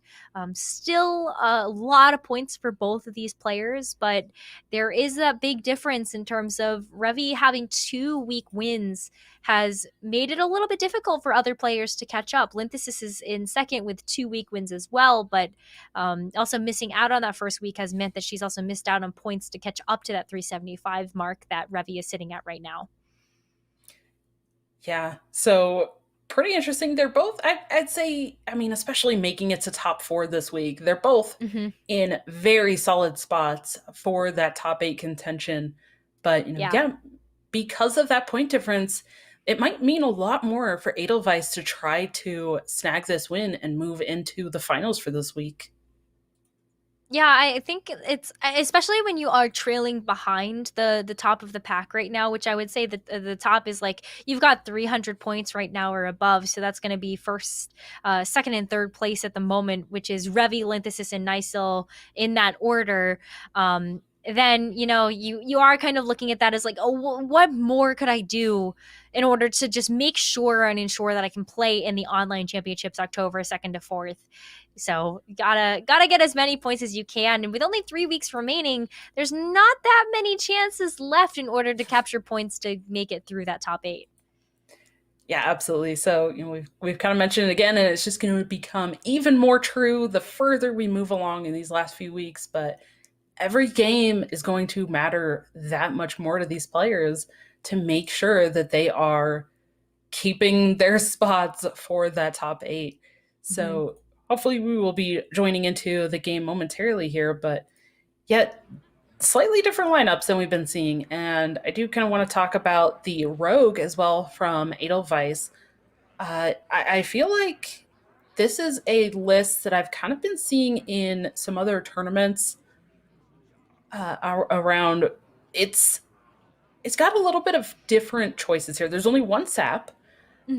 It's still running those Ash Tongue Slayers, but there's also 2 copies of Cult Neophyte, which has a battle cry that causes your opponent's spells to cost 1 more for the next turn. So, pretty solid on board. It's a 2-mana 3/2, and then also makes your opponent's spells cost a little bit more. So jumping into the first game, we do see Edelweiss on this Rogue herself, and Revy bringing in that Libram Paladin first. Yeah, and there's a really great curve that Edelweiss can follow. You've got the Sneaky Delinquent, which does have stealth, and then you have the Great Heart Sage to follow that up. So you just play that out first, and then wait for your next turn where you play the Great Heart Sage and then attack. So I think there's a really great ordering of effect that can happen in these next couple of turns, as we don't see too much happening in Revy's hand at the moment. You could coin out a minion right now, but I don't know. Yeah. And this matchup, the Rogue is a little favored. But I can't tell if this feels more favored because of this really awkward hand from Revy. But I think once she hits, honestly, even she could coin next turn into a Consecration and follow up with another Consecration on turn 4, and then the Libram of Justice turn 5. So that honestly is looking pretty solid and can destroy the stealth minions. So those look like really good cards for Revy to have. And that might actually help Revy go from this kind of early aggression that Edelweiss is putting on to stabilize in the mid game and push for a longer game. Longer game would mean some really interesting things happen in terms of just the ability of this Rogue to actually do its job, I feel. There comes the Consecrate. It will be able to clear out the Sneaky Delinquent, but it does leave the Great Heart Sage on board. Yeah, and you can see one of those combo cards as well, the Wand Thief coming into hand. Oh, Shadow Stepping the Great Heart Sage. I really like this. A cruel fate awaits you in the ashes. Yeah, and I do like this, and I think from Edelweiss's perspective, she just saw that consecration come down, so she's kind of going in on these board minions, or playing for the board with these minions, but Revi has that second consecration, although it kind of is going to be the same thing as last turn. It's going to clear some, and then again leave that Greyheart Sage at 3-1. But that's the second copy, so they are completely gone now. Yeah, so you can't do any more with the Greyheart Sage, which means also this questing adventure, you can just kind of leave it, and then what do you do in terms of Deal with him. removing any of these minions now? The consecrates are gone. Yeah, I mean, there is the Sleep Room of Justice that can set everything to 1, and I'd imagine if Revi plays that, she's probably going to want to take out that. I wonder. The questing? I think because that's still going to get the health buff, right? Mm-hmm. If she sets it to 1 and doesn't kill it, then Edelweiss can still just buff it up again next turn, so probably going to want to just take out the questing. Yeah. Not let it get any more value, so you may as well just take the 3 damage to face. But another sneaky delinquent Greyheart Sage turn. A cruel fate awaits you in the ashes. This Edwin, after there's already been 2 consecrations and a Librum of Justice, is seems pretty good. Yeah. Yeah, I can even just play at the Worgen now as well, just knowing that there is no consecrate to be able to deal with all of the rest of these minions.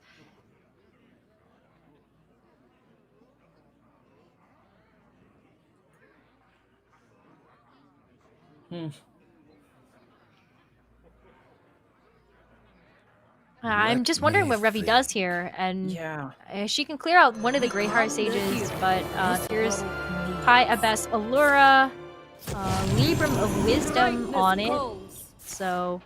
First day of school, not doing much. It's not very helpful right now to deal with this damage on board.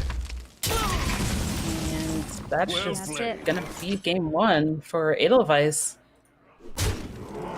Yeah, you did mention that this deck was favored against the Paladin, and I think especially if you're able to get the draw engine that you did with the Sneaky Delinquents plus the Greyheart Sages, then you're drawing through quite a bit of your deck and finding a lot of the cards that you want in order to actually win that matchup.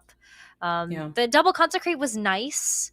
It was definitely a way to stop some of that aggression, but with the Greyheart Sage, because it had that 3 health, it was never really dying to the Consecrates that were coming through from Revi's side of the field, so... Yeah, I mean, and the fact that Edelweiss got a lot of draw from those to be able to keep that pressure going every turn, even though some of it was being removed. So if she hadn't gotten, if she wasn't able to get the value of drawing, then I think that we would have seen a little bit of a different story there. But yeah, getting all of the extra draw from those, as well as them sticking on board, like you mentioned, was just enough to keep that pressure going through all of the AoE removal. Yeah, for sure. But we're going to get into our second game of the set. Match point now for Edelweiss as she moves over to her small spell mage. And looks like Revi's going to try to take the 50-50 on this one by bringing her own version of the small spell mage. And kind of see that Shinvala that we talked about coming into hand for Edelweiss, in addition to kind of some draw. She's got a lot of draw here going on. The Arcane Intellect, the Cram Studies, and being able to find something from the Primordial or the Cram Session and the Primordial Studies. Kind of mix those up a little bit there. Combine them. All in due time. Yeah, for sure. Oh, Magic are coming through. Okay. Yeah. I like the pick here. Yeah, I like it a lot too. Ooh, Mana Cyclone. Interesting. Still a little early, but with this Shinvala as well, might be able to get quite a bit of card drawback.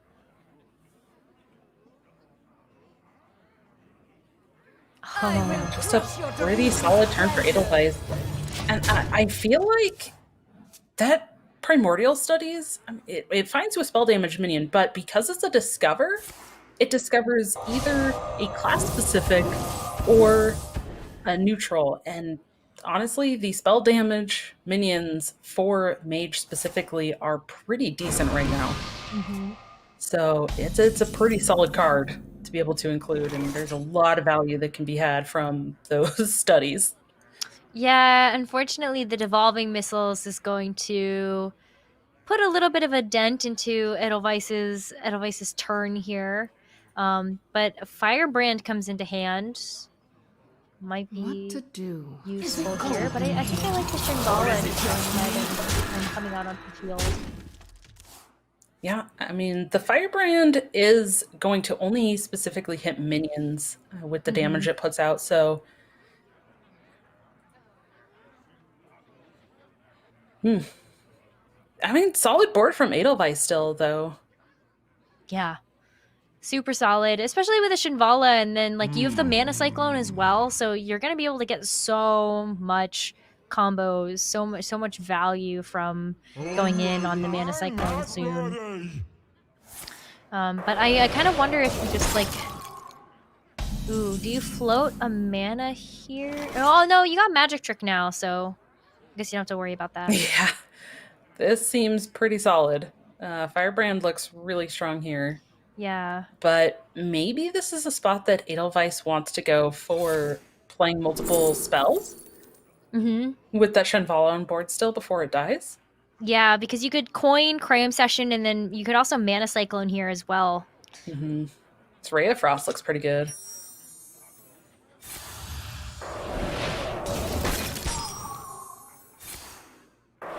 Yep, there's the third one. Yeah.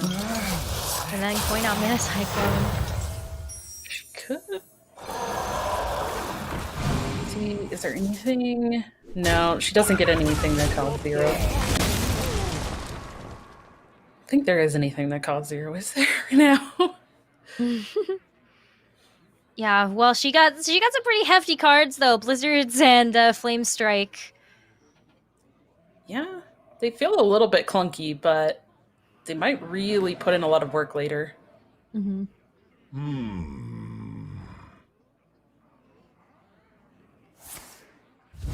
Yeah, Fire Blast makes sense here. Just go ahead and ping away the Shambhala. And Cram Session. Just to find a Ray of Frost.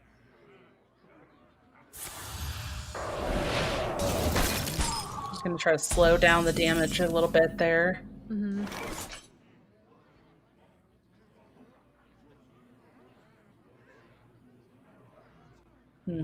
Probably just gonna see some draw from Edelweiss first here. There's not a lot of room in the hand for the evocation. Yeah. Oh, not enough mana to play the Conjurers, but that seems okay. Conjurers is pretty solid. Yeah. Could play it out next turn.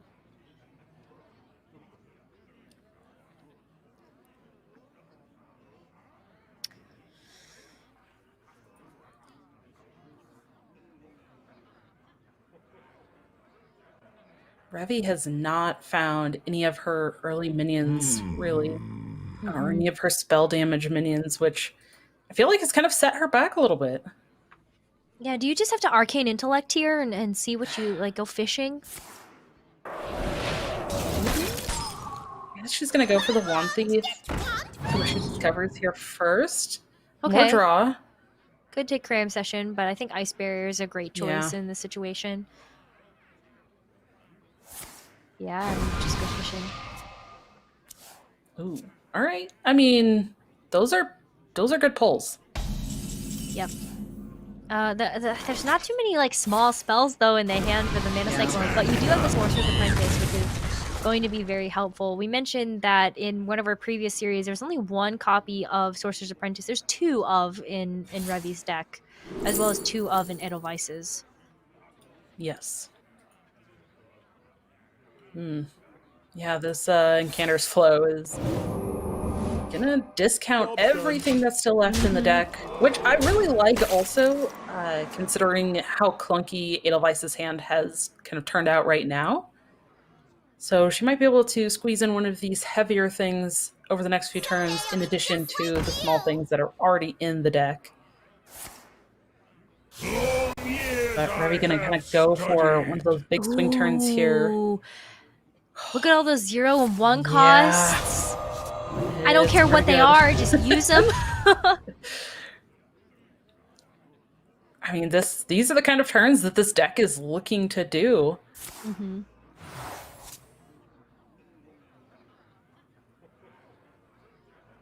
The Cobalt Geomancer.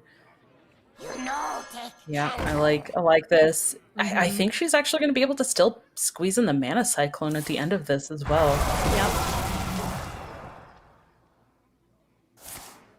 No petty. Wow. No challenge.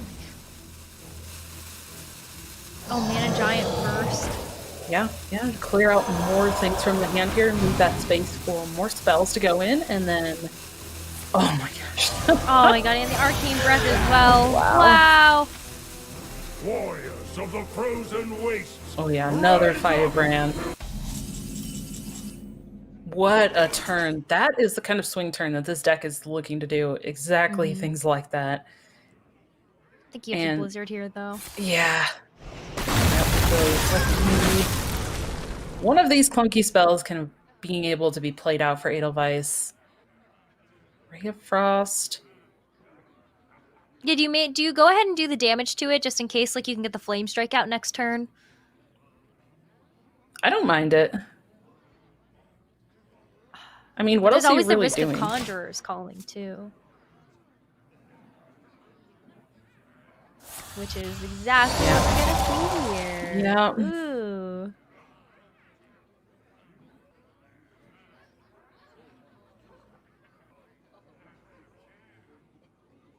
Revy can play Just do the it second again? part of it. Yeah, I was just gonna say go. go do it again. Yep. Wow. Ooh, wow. Okay. And that also kind of makes the Flame Strike pretty ineffective. I guess with the lab, the lab partner Flame Strike clears 2 of the 3. Mm-hmm. But Or you could just Blizzard, yeah. It says explode. And then maybe now use that Ray of Frost here. And oh, does she?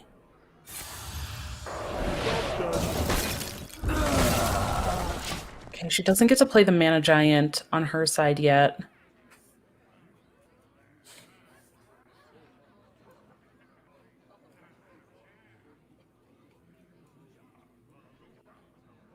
You fight me, you get burned.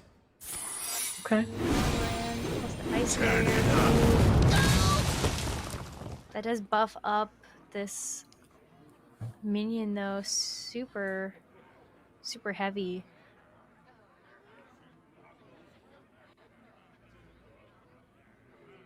You fight me, you get burned. Yeah.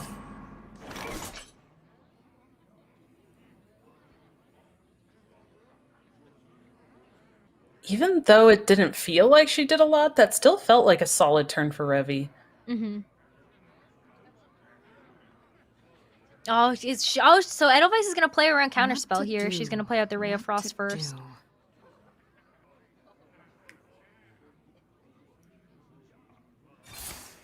Oh no, can I go for the evocation?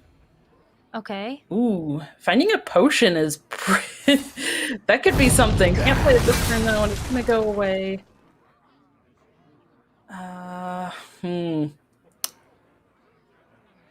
Ooh.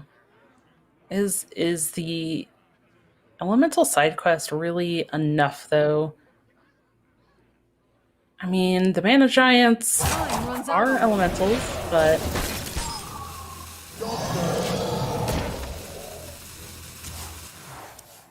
No, just used the evocation.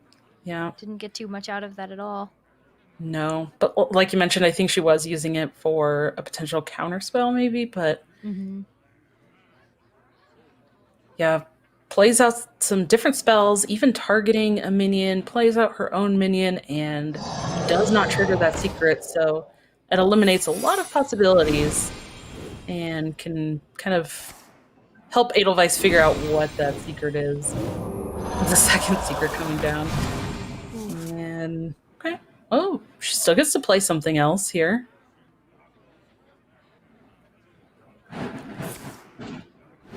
Ram session just to be able to buff up the Marine again. Yeah. Ooh, it picks up the Ray of Frost with just enough mana to play it. Oh. Mana Cyclone kind of a turn too late.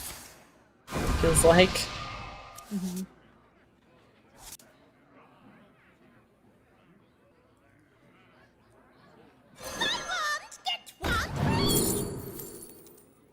Ooh.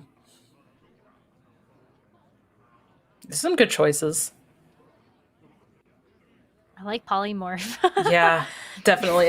There's not really many ways to answer that gigantic mana giant. No. Other than that polymorph. I mean, just freezing it every turn, but at some point that's going to run out. Do you just play Solarian here? Mana Cyclone's not a bad choice either. Yeah, she gets what, two more spells.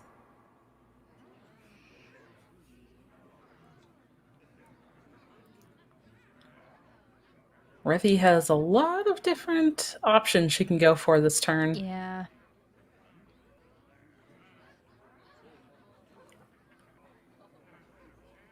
All in due time. I think Cone of Cold is not a bad idea, and then you can just push the damage face. Yeah. Cone of Cold. I feel like maybe she's deciding how much mana she wants to have left over. Mm-hmm. If she Cone of Cold, it immediately uses 4. I feel like she's playing one of the spells and then maybe the Womp Thief. Burned. Yeah.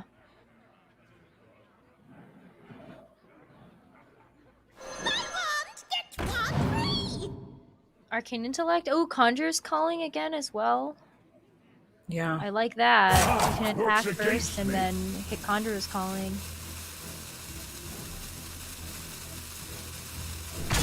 She has the choice between the Conjurers and the Cone of Cold this turn, but with that Ray of Frost in hand, wow. Yeah. Whoa, okay, clears the Solarian too. Mm-hmm. That worked out so well for Revi. Yeah, it really did. Plus, you had Deathwing that aspect. Yeah. Okay, a little bit of rush. Sure. Attack all of the smallest things first. Mm-hmm.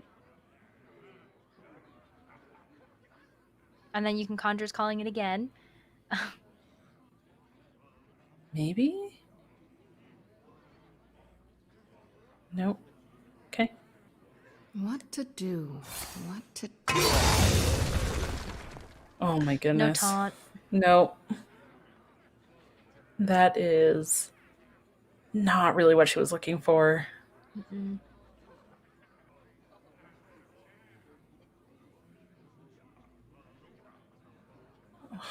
Time runs out on me.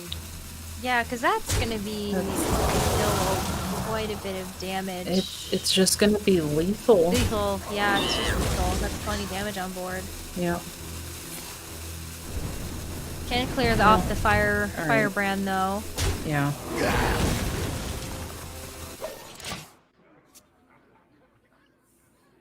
But Revi could use this Arcane Intellect to find something. Your Hold first. soul is bound to me now. To spend all of that damage phase. Oh, Oh, and a Grommish? Oh my gosh. That's it, that's that was lethal. it. I was just about to say there's not really actually a lot of burst damage from this mage deck. But who needs burst damage when you can just find Grommash and kill your opponent that way? I mean, She had enough mana that she could have like also pinged it as well in order to just go like complete overkill. But you know, no BM here. All nice in Hearthstone and War. But But yeah, so we're tied up now. The series is going to a game number 3, match point still. Edelweiss still has that small spell mage, but Revi still has to find a win with that Libram Paladin. So this matchup's going to be super interesting because I haven't really seen this particular matchup played out super often. I just haven't. So I have no idea how this one's going to go. Yeah, and I think part of that is the fact that the Paladin has kind of fallen out of favor a little bit. Less people are bringing it all together, so it's just kind of not in the meta quite as much. But we are moving into this match point game here, each player having 1 point. And like you mentioned, this small spell mage for Edelweiss and the Libram Paladin left for Revi. Curious to see. I feel like a lot of this is going to hinge on the mage. Oh, it says explode!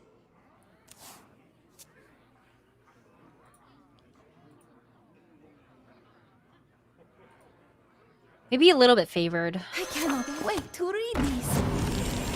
But you know, I've seen Paladin do some interesting shenanigans with this particular deck, so I'm not going to count it out quite yet. Yeah. And, yeah, the mage definitely favored in this matchup, but I mean, if the mages can't find enough, then maybe that's going to be a big hindrance. And I think not finding the apprentices are also going to be huge for Edelweiss.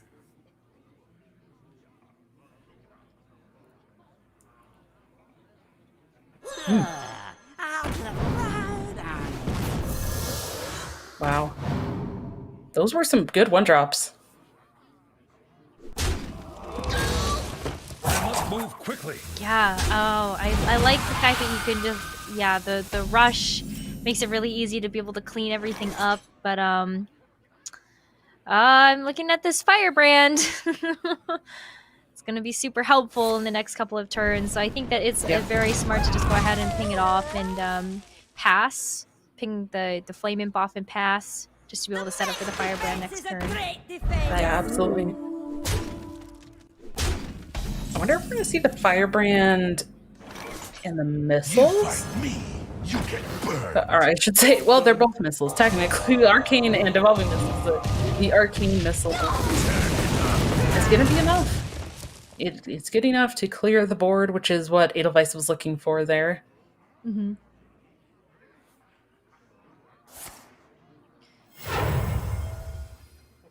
I'm going to throw the book at you. The Truth Seeker now coming down, which is going to reduce the cost of the Librams in the deck, which is exactly what Revi wants to see here.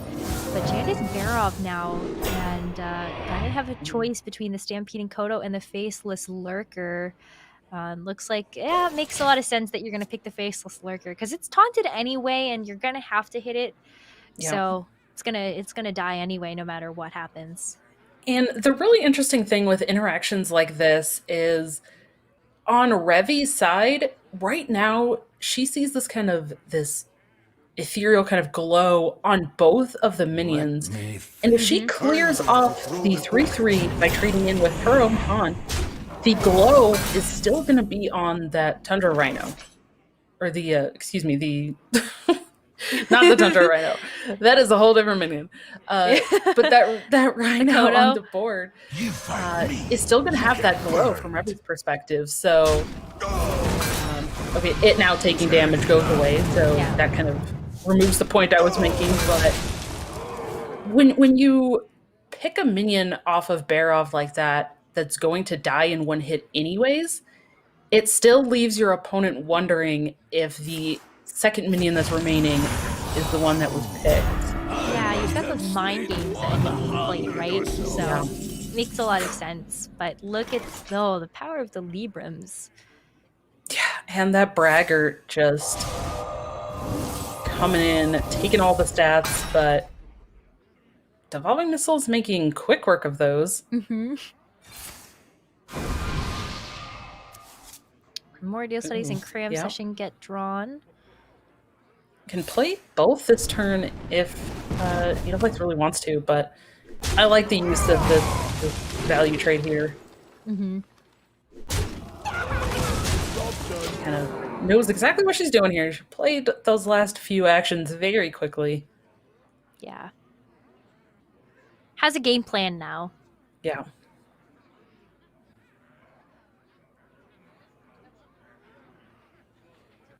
Now what does Revy do? Revy has a lot of options. I do love a good study Okay, session. devout people. I like it. Reporting for duty. It's gonna make it a little bit difficult for Edelweiss to get through, but lab partner now with the cram sessions in hand too. Yeah. Could be a lot of card draw. Yeah, there's definitely potential for a lot of draw here.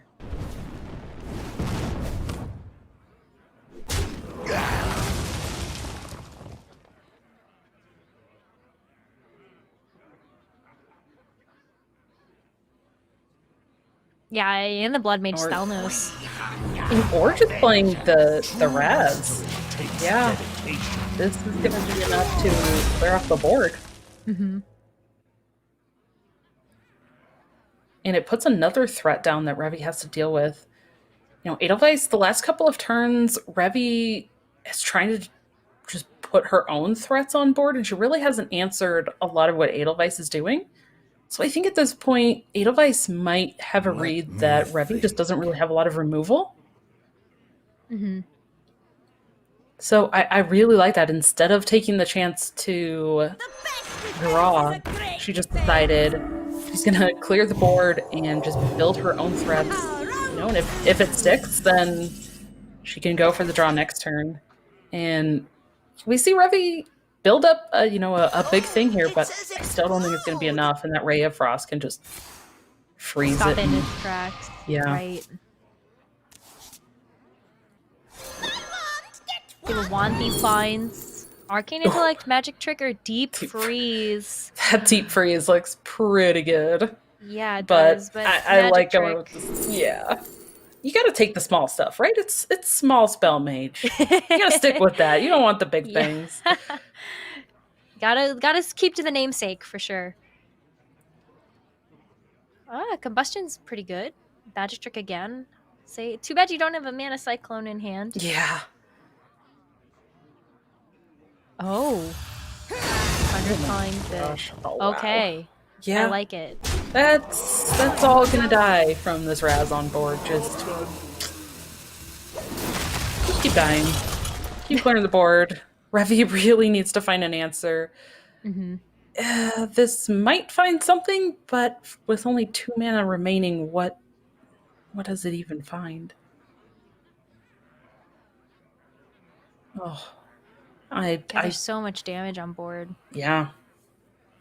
It's 9 plus the hero power is 10. Lady Liadrin comes down. Ooh. Reporting for duty. So there's 9 on board, 10 with the hero power showing from Edelweiss, plus a little bit from Raz at the end of the turn. So Edelweiss just looking for a little bit more damage. Doesn't find it here. I like Counterspell though, especially because all the Librams that are in the deck, and when Revy's a little bit desperate though. But the Pyroblast, I mean, could just take Magic Trick again and try to find another little bit of damage. You're right, but I'm greedy. I like the Pyroblast, and I want to see it.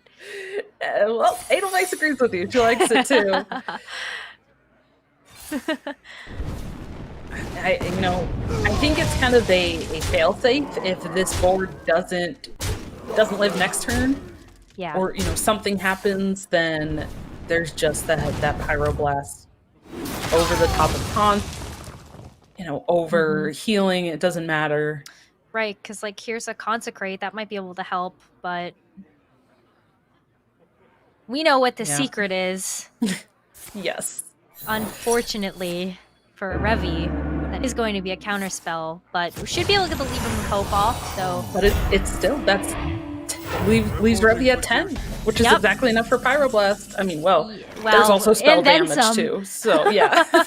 So Edelweiss gets a chance to use the Pyroblast, which is what I wanted to see anyway, and gets a chance to take this series over Revy, moving on to our grand finals for week number 7. Congratulations to Edelweiss, and Revy is still not going home empty-handed. She is sitting at the top of the leaderboards right now at 375 points, and because she ended up in the top 4, will be able to bring home yet another 50 points to that total. So already breaking the 400 point mark. That's really, really impressive.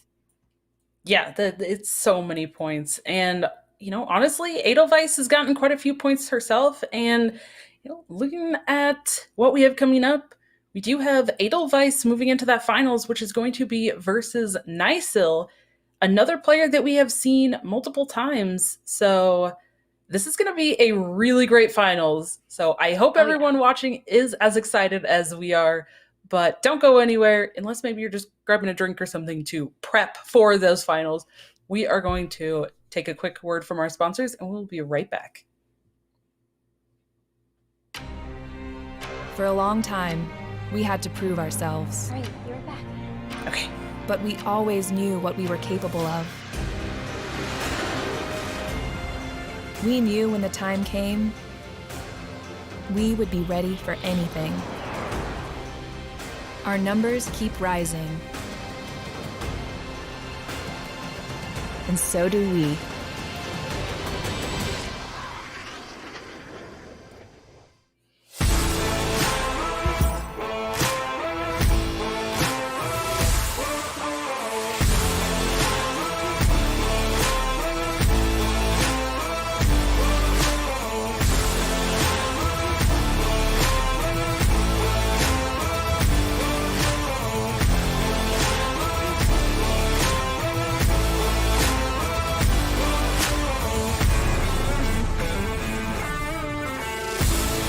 So I'm gonna hold on promoting you this quarter. Cool? Drop the taco. Get in the car. Does this Sentra feel like a compromise to you? Wait, what? The handling, it's good, right? No compromise there. Nope. Watch this. Rear automatic braking. So if this Nissan Sentra isn't gonna compromise, why should you? You're right! Atta girl. The all-new Nissan Sentra, with more standard safety features than any other car in its class. No one knows where it comes from. Why some have it and some don't. It's the fighting spirit.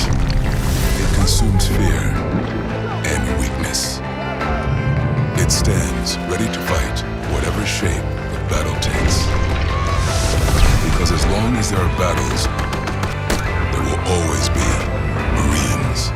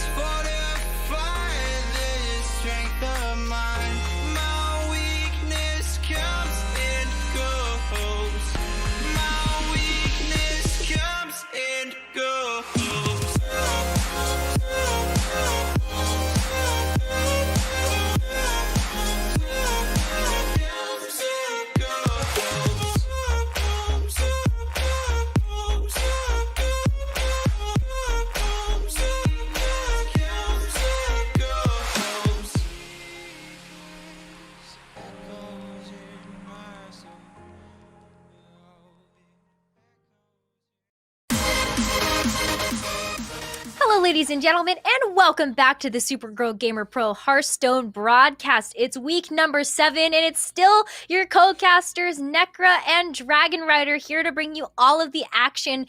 And we're at the grand finals, which is super, super exciting. But it's been a long road to get there over the course of the day. And Dawn, you're a glasses wearer. You understand the strain on your eyes sitting in front of a computer all day. So take a look at Zenny Gaming's glasses. They have these new blocked glasses, which are great at blocking out the harmful blue light that can affect your eyes and the strain that you feel when you sit in front of a computer all day. So go ahead and check them out. But let's also check out the bracket and see what's coming up next on tap for the grand finals. Yeah, so we got to watch the Revi versus Edelweiss top 4 match, but we didn't get to see a lot of the other matches going on. We see kind of Nysil moving up, beating Trojanator and Malira to move into the finals herself. But we talked earlier in the night about Malira trying to get as many points as she could, and her getting herself another 50, being in that top 4. Pretty solid results for her tonight. But our finals coming down to Nysil and Edelweiss. And we know Nysil has been pretty consistent in getting points every week. A lot of 75. She's got 75 points 3 weeks in a row, but has not quite hit that 100 in taking a first place. And Edelweiss was, again, you mentioned earlier, the winner of the very first week. So I feel like Nysil, again, she's hungry for the first place. She wants to prove that she can take the first place and not always second place. But Nysil already having 300 points, and again, Edelweiss at 250. They are both pretty high up in the standings. But, I think both of them getting to finals, they're pretty set on their spot in the top 8 there. Let's take a look at what decks each of these players are bringing. We already saw in the previous series that we just watched Edelweiss's decks with that small spell mage, the Warlock, which was banned previously, and the Rogue, and Nysil bringing actually a very, very similar Rogue deck to what Edelweiss has. Slightly different, again, kind of, I feel like that's been the theme of tonight. Slightly different. Yeah, they're all a little different, which is nice to see. It's a good sign, I think. And then also Nysil bringing a Highlander Galakrond Priest and a Druid list with no Kael'thas after the nerf, but 2 overflows and 1 survival of the fittest, which we've kind of talked about already tonight as well. So 5 different classes, you kind of mentioned this, 5 different classes represented between these 2 players here. Yeah, no more Warlock for Edelweiss, no more Rogue for Nysil. So that leaves us with 4 different classes across the board for this grand finals, which is super, super exciting.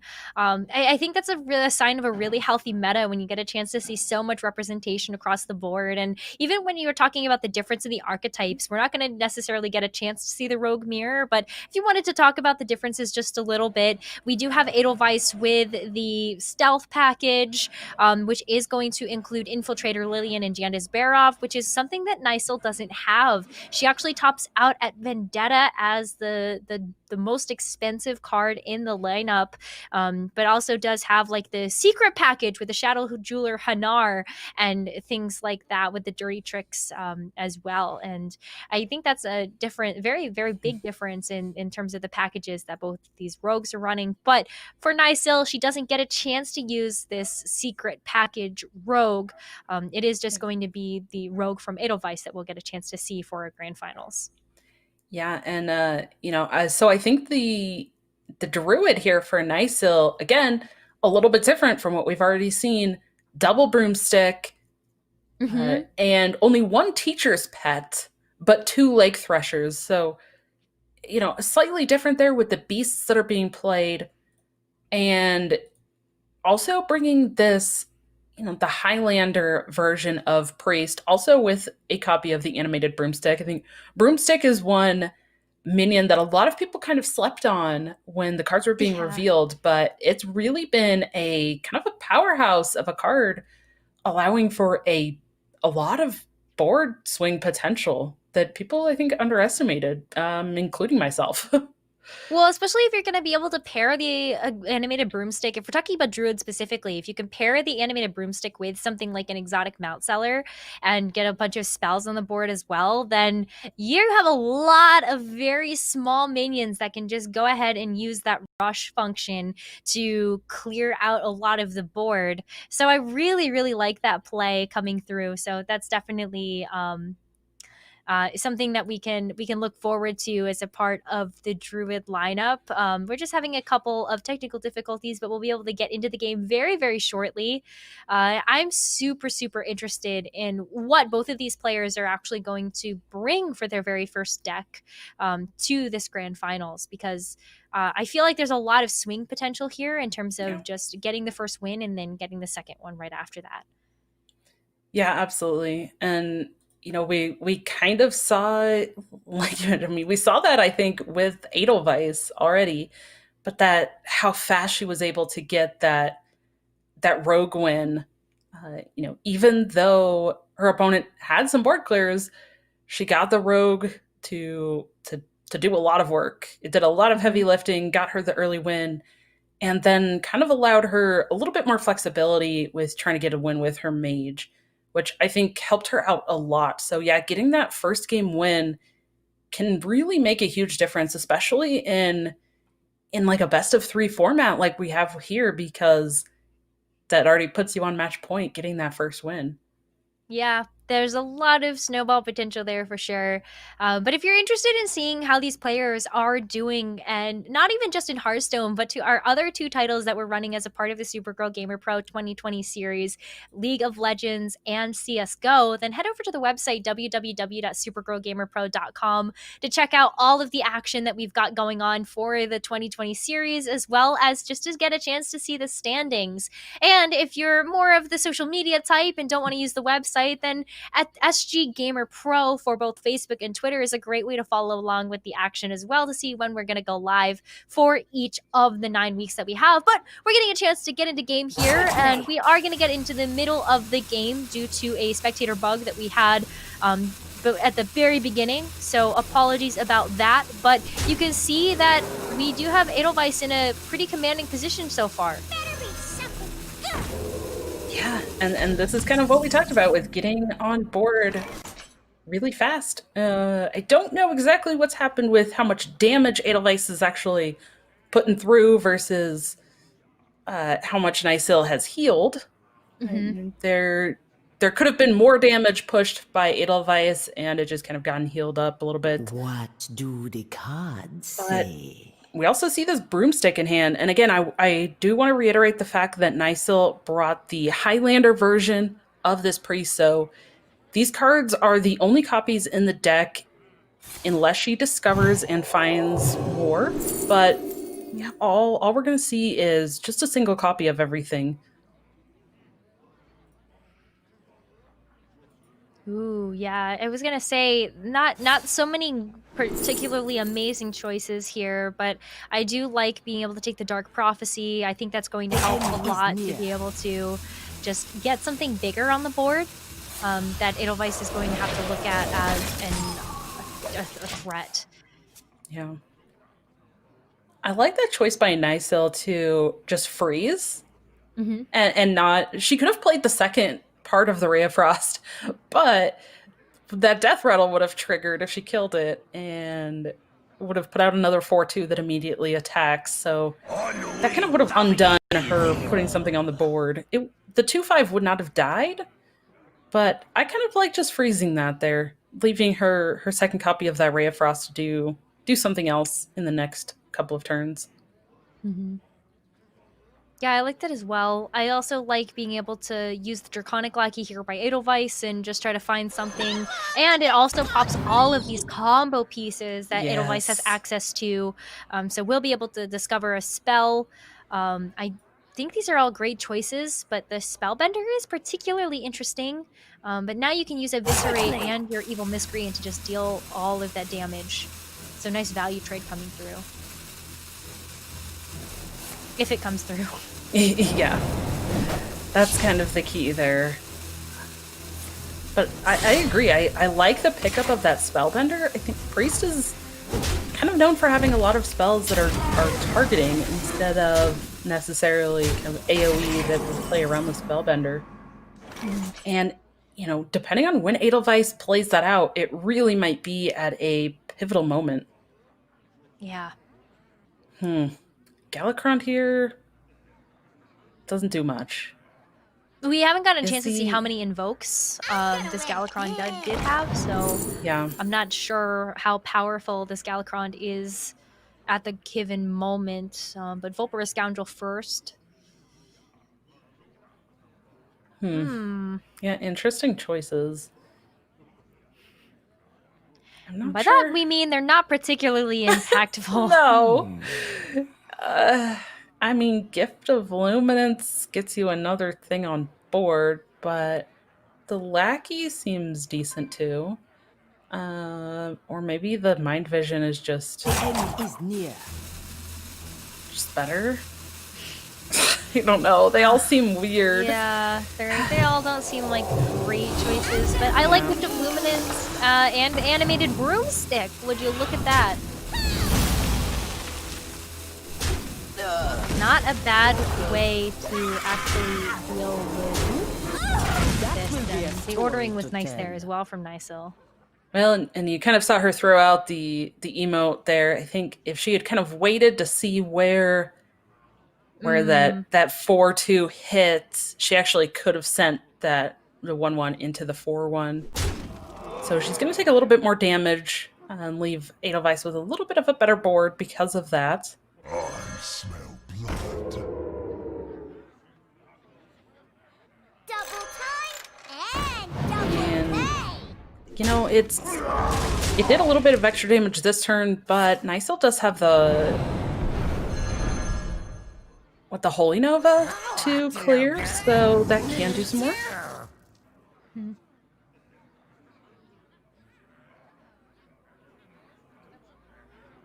And it might have to be the Holy Nova to answer it, because we've talked about this in previous weeks, but that being at 4 attack is a little bit awkward sometimes for Priest to deal with. Yeah. Oh, Breath of the Infinite being picked up as well. Holy Nova is just so juicy here. There's such a Yeah. big board to be able to deal with it, but Nysil might have a more creative way to deal with everything than just saying, yeah. Alright, pulls out that Spellbender. We'll leave the Evil Miscreant up, though, if she does go for the Holy Nova here, which she does. Goes for tap as well, so... I think even the Breath of the Infinite would have left that as a 1-2 on board. So that was going to live because of the Spellbender, regardless of which way Nysil did the play. But Edelweiss is going to try to get out on board here again. I wonder... It looks like she was debating about that Brightwing. I really don't mind the Brightwing. She does have an okay hand for the Twilight Drake, but... maybe Twilight Drake does make the health a little bit awkward. Yeah. I do like that.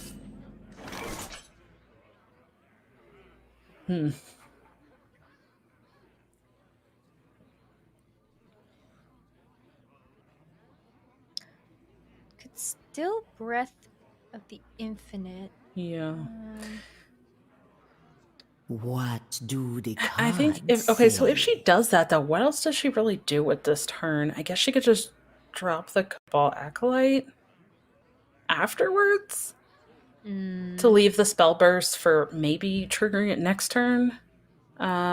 She's 1 mana short of being able to Breath and then Galakrond, which I think is probably the play that she would like to do. Okay, so she's gonna take a different route this turn then.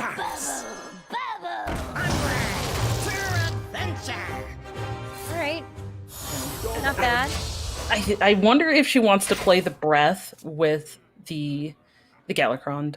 Like, to clear all the small stuff, and then potentially try to just leave 1 minion on board for the Galakrond to kill.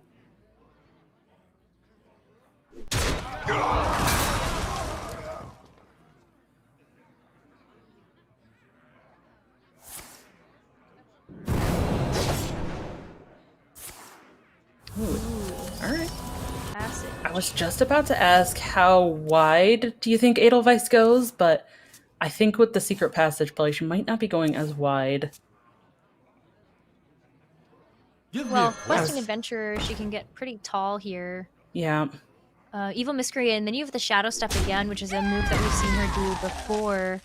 So it's just Shadow Step the Evil Miscreant back into hand and then replay it out for basically free. I like that a lot. Yeah, it just helps to be able to make that questing adventure like pretty big. And I think this ended up being... this is going to be a better board, I feel like, into what Nysil has than the Jandis Barov board.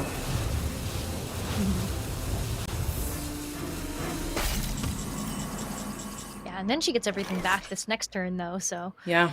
She could just Jandis Barov next turn. Yeah.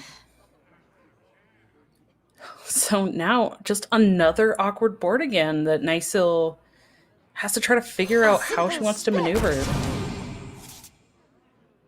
Ooh, Mind Vision? Jeez. Oh my gosh, it finds her the Eviscerate. Okay. Yeah. Well, there's something. That clears the questing. Mm-hmm. That was definitely a good pickup for her. Yeah. I mean, especially considering there's also 2 lackeys sitting in hand. There's, you know, when she found the damage. Yeah, she could have found something a little lackluster there, but she definitely found the right thing at the right time.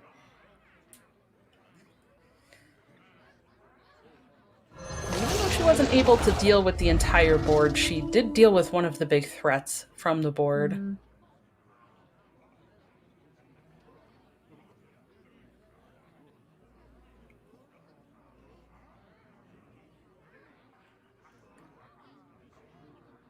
Okay.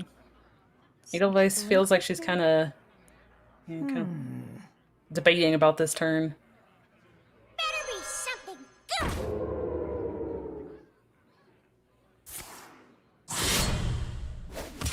Well, she has the evasive worm, so that's gonna clear up the Right. pin pretty nicely. 14 now, 14 health for Nysil. Oof. And the Kronk's coming into hand. Yeah, I feel like Nysil just wants to try to clear up as much as she can here, play out the Galakrond. And if she has to, she can play the Kronks next turn for another board clear. Ooh, get the Miscreant though. Yeah, that was the one of the 3 she didn't want it to hit. Yep. And I don't think there's quite enough damage potential here for Edelweiss. For lethal.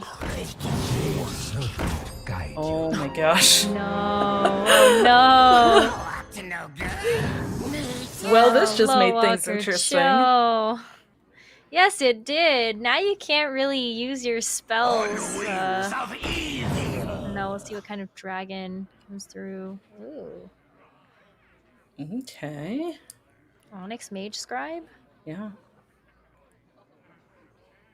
I feel like this is exactly the kind of board that Nysil was looking for, though. Like, yeah, just play into this Kronks. Just please, just keep going. Just play out more. Just fill the board. And I will just kill it all next turn. And Yeah, but that's the thing. That's the thing about the rogue, is that even if you have those moments where you play into these traps, it doesn't matter, because you have all of these lackeys and all of this renewal in the hand that can just bring the board right back.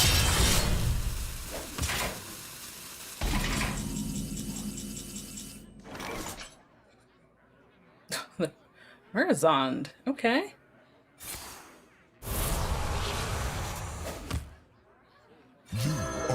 Ramazul being 1 more mana than what Nysil can play out this turn. But she still gets the board clear. And yeah, maybe just plays out the Reborn. Why not? Yeah.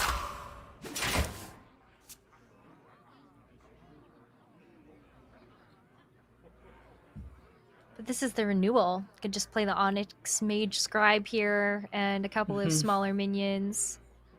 I mean, she can even play the Eviscerate if she wants. Trigger the Spell Burst. Yeah, try to find a little bit more damage. Oh, there's a Okay. Cold Blood. And what is the other one? Sprint? I think so. Well, she doesn't really want to draw cards right now. Might in the next few turns. Maybe, yeah. She's going to kind of dump her hand a little bit here. But if there's no removal, this also sets up lethal just from stealth minions. Ooh. Well. Well, things just got mighty interesting, didn't they? Mindbender Lucia. Is that even gonna do it, though? Like, because of these stealth minions that Edelweiss played. Even if they switch hands, there's nothing in Edelweiss's hand that answers Edelweiss's board. No. So, does Nysil have to go for the Dragon Queen Alexstrasza and try to high roll? Like, into Nazari or a taunt? Let's find out. No. I saw the Golden Dragon. I just went, wait a minute. Yep, nope. No, And but that's gonna be it. Okay, so Edelweiss taking the first game with that rogue. Again, that's 2 series in a row we've seen that. So I think it leaves her mage with a little bit more breathing room. But yeah, so Edelweiss will have to take a win with the small spell mage next, and Nysil still has the Highlander, Priest, or the Druid. Yeah, I mean, I still think that the Druid does a pretty good job at dealing with the small spell mage. Like, if you can get off to a fast enough start, then I think that there's definitely a lot of ways that the Druid could be able to do this. But it looks like Nysil's going to stick with the Priest as Edelweiss does switch over to the Mage. Match point for these two players.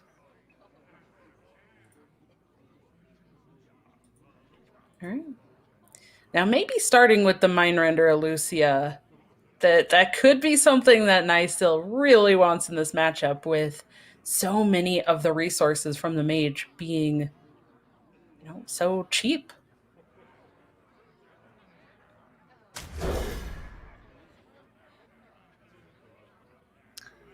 All right. Just keeping the Mindrender. Yeah. Yeah, I don't mind that. I think you're right. There might be a lot of ways to just kind of steal Edelweiss's game plan away from her if you do keep the Mindrender. Draconic Studies first. Ooh, Dragon Queen Alexstrasza would put something else. Give you a second copy though, so I don't think you want to take that. Job done.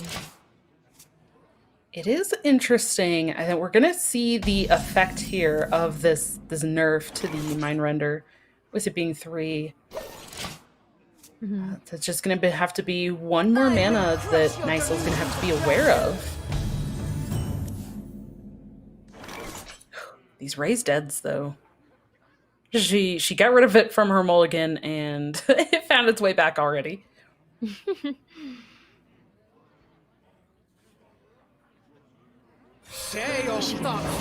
With the coin. Here we go. And that devolving missiles looks good, I think. But maybe just play a Blood Burner. No, the missiles. Get rid of that Solarian. Oh, interesting interaction there. Yeah, so if there is a imprisoned minion on board, or if it devolves into an imprisoned minion, then it doesn't get hit again. Very, very interesting interaction there for sure.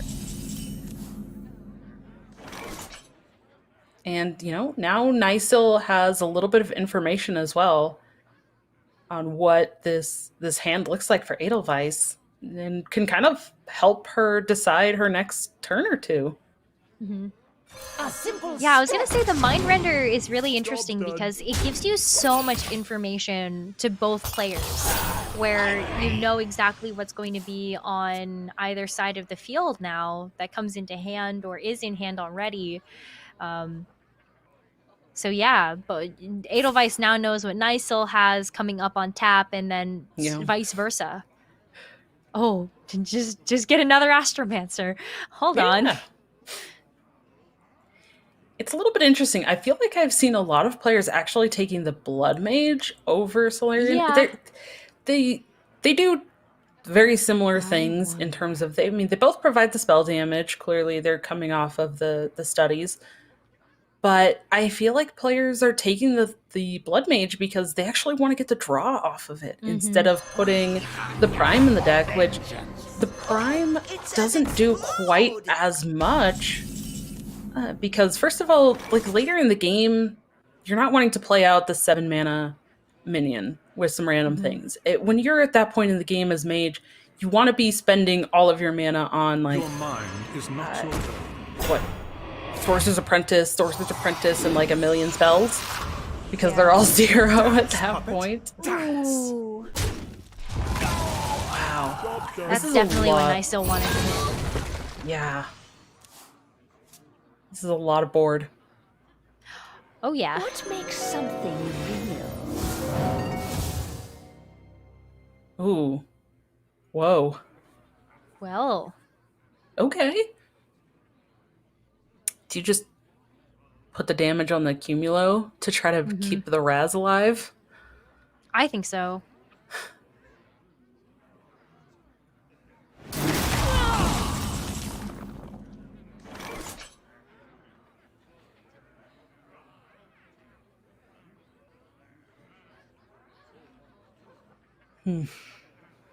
Yeah, but does Nysil see through that? She could just Shadow Word Pain. What do the cards say? The Shadow Word Death on the 5/5? Shadow Word Death, yeah. Oh, now she knows as well. Yeah. I like that. She bumped in to kind of figure out which route she wants to go, because now, if she really wants to, she can, she could even penance, but it leaves her with more option of what she wants to do, how she wants to actually answer everything here. And maybe she does save the Shadow Word Death for a different target.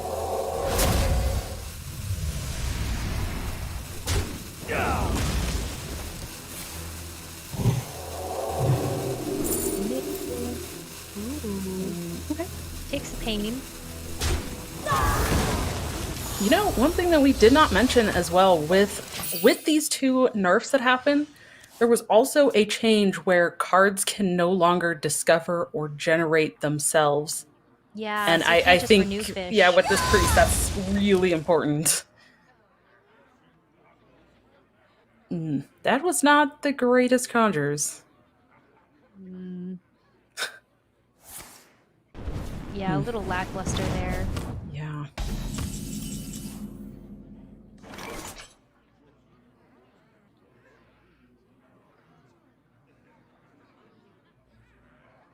Do you Kronks here?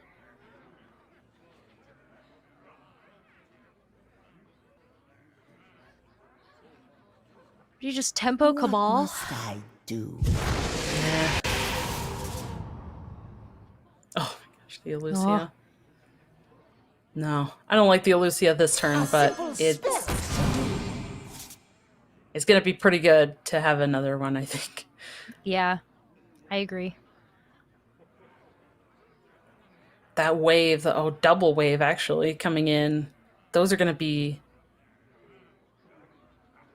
It's gonna be good if she can if Nysil can find another one of these Cabal Acolytes. What do or she can use it in combination with that Cabal in hand. You can use one of them this turn to just get some value trades.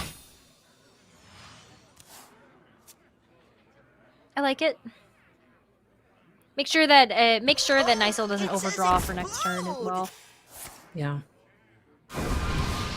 Speaking of draw, Edelweiss going to gain some draw here. See what she finds.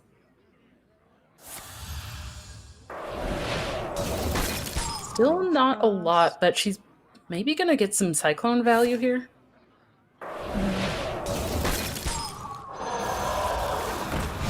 Try to get some of that generation going. Find some magic trick.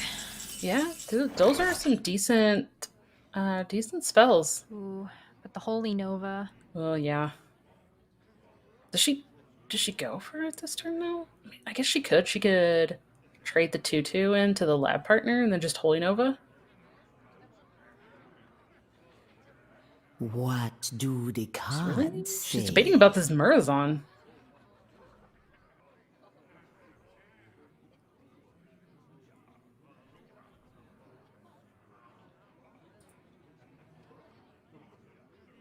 Let me change your mind. Okay. All right. Oh, Wild Pyromancer? Hmm. Job done. No, I really like the trade. Yeah.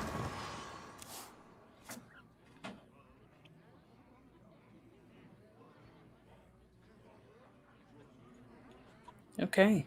So now, how does Edelweiss start to get her game plan going? Because I think that's the point that she wants to be at here. She doesn't have a lot of ways to really deal with the board at the moment. So it's a matter of kind of just trying to figure out her own game plan. And I think, does she have to play another Cyclone?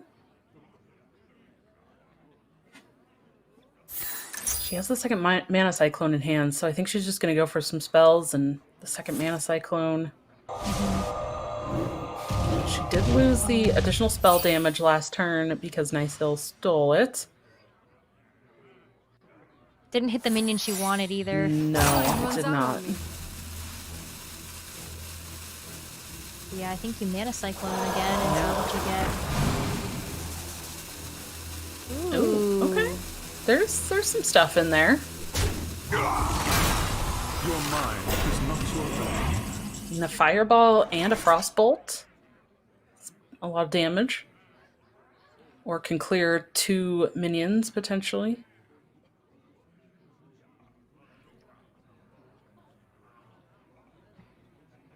So, a magic trick, the Draconic. What must I do?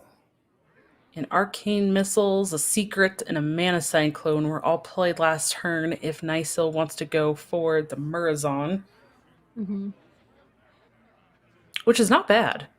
I mean, you'd be able to pick up a it's lot. really actually decent. Alright.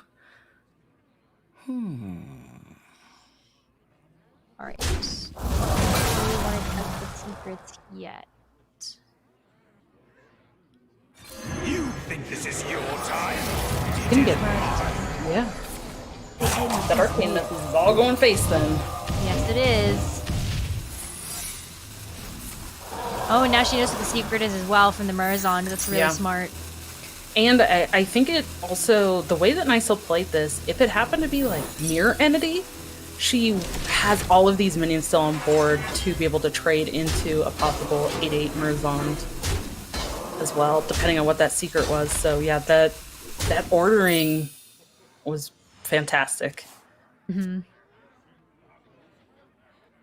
now again, Edelweiss is in this really awkward position of, I can't really deal with all this stuff, and I can't really get my own game plan going. Yeah. And she's probably going to have to use some of that damage that she found to clear some of this board. Yeah, maybe use the Fireball on the Murazon and hope that, something gets picked up from... Ooh, Sorcerer's Apprentice, though? Yep. That's part of her game plan. Yes, it is. I haven't seen one yet.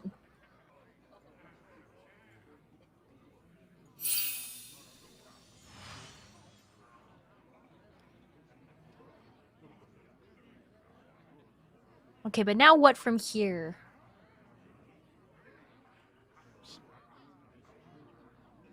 There's... Yeah. Yeah, there's 20 damage on board. Time runs out on me. Alright, Conjurer's calling. Okay. Ooh. Get a 6/6 dragon as well. We have the Frost Bolt. Turlon is awesome. Burns the renew.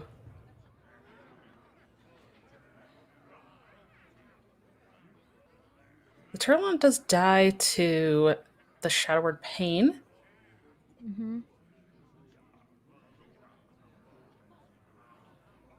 What must I do? I wonder if this the Mind Flayer comes down here. I think you pain first. Pain or death. Well, Edelweiss is about to overdraw big time here. Ooh.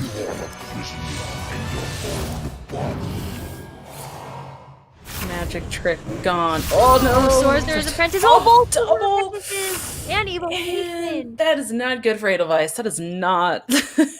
We've been talking about her game plan this whole time. Oh, that's and not there the it game went. plan out the window. Yep, it's gone. Is near. Oh man.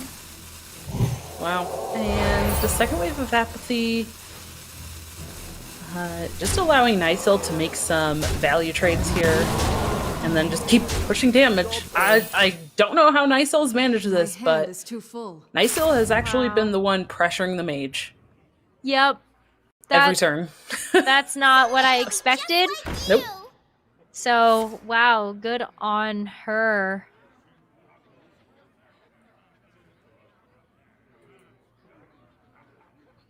Ooh, do you go for the Kirin Tor Tricaster? Because like it'll even everything out because you do have one Sorcerer's Apprentice. But I don't know. I mean, what are you to do? I don't think there's enough mana to try to do everything. you need something here. Yeah. Draw, okay. Sure. A free giant, but that doesn't.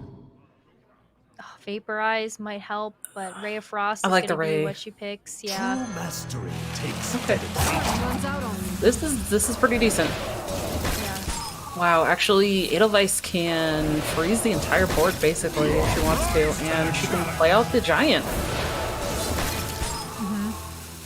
This was quite the swing turn for Edelweiss. Yeah. And with a little bit of spell damage there, yeah, I was gonna say the res does some work.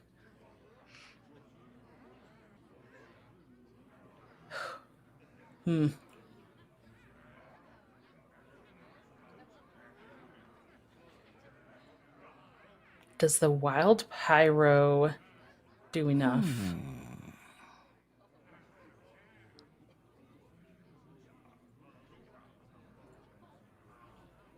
Can't you just Kronks here? Well, actually, Well, no. it you just have a draws Galakrond. Galakrond, yeah. Yeah.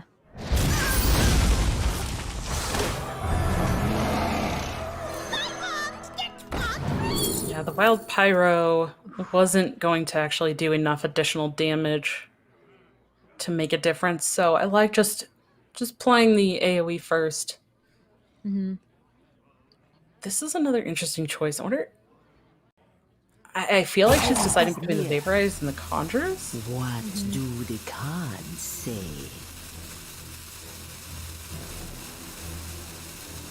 She goes for the Conjurers.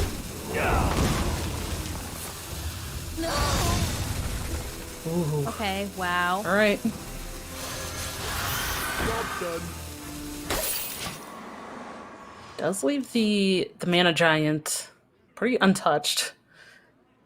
Yeah, that's still, You fight me, you get burned. Firebrand. The Rolling Fireball? That would be so good, I mean, but... it really only just clears one thing, though. Yeah, it does.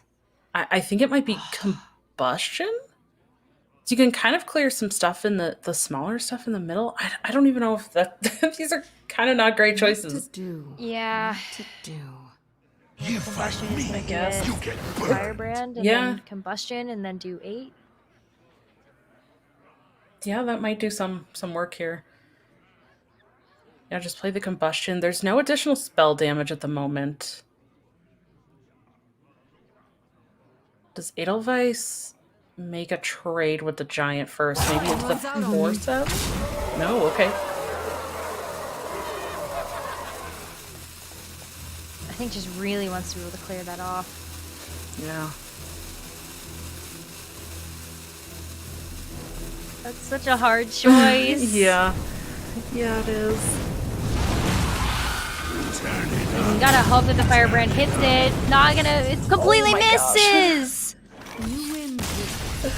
Oh no, Wow. that was a saving grace, but it's all tied up now after the priest puts all the pressure to the mage. It's gonna be a mage druid battle at the very end of things. Yeah. And, you know, going to the game 3, match point for each player, I feel like I wouldn't expect anything less from these two players. They are Right? they are both phenomenal players, and I'm really glad that we're getting to see this finals here. And I'm excited to see how this mage druid match pans out, especially with kind of those different little choices that we've talked about already. Yeah, especially when you're looking at the druid, just to kind of rename some of those differences in the deck. You do have 1 copy of Survival of the Fittest, 2 copies of Overflow, which is a little bit different than some of the druid decks that we've seen so far in tonight's broadcast. And I definitely think that that speaks a lot to Nicel's game plan with the druid, and also the 2 animated broomsticks as a part of this as well. So really interested to see how this one's going to go. Yeah, and here we are in the game. Edelweiss on that mage again. It worked out for her in the last series, but can she get through Nicel's druid here? And Nicel, I mean, double overgrowth in hand. That's there's some ramp. Yeah. These are But interesting you gotta choices. be careful. You can't just like innervate or coin out into the overgrowth, because you actually lose the buff from the nature studies. Yes.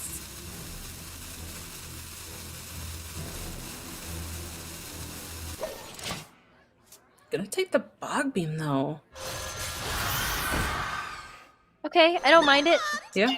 It'll be able to deal with some of these earlier minions coming out from Edelweiss.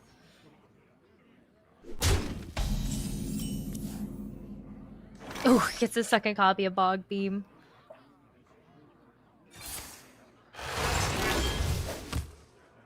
Yeah, really wants to be able to use the overgrowths. Yeah. I mean, and the hand is lining up perfectly for that. If she can overgrowth on 3, she can. I mean, she could follow up with the second overgrowth, right? And then after that, she can just go crazy with the exotic Mount Seller and these bog beams. Yeah. She's gonna have a huge swing turn with that exotic Mount Seller.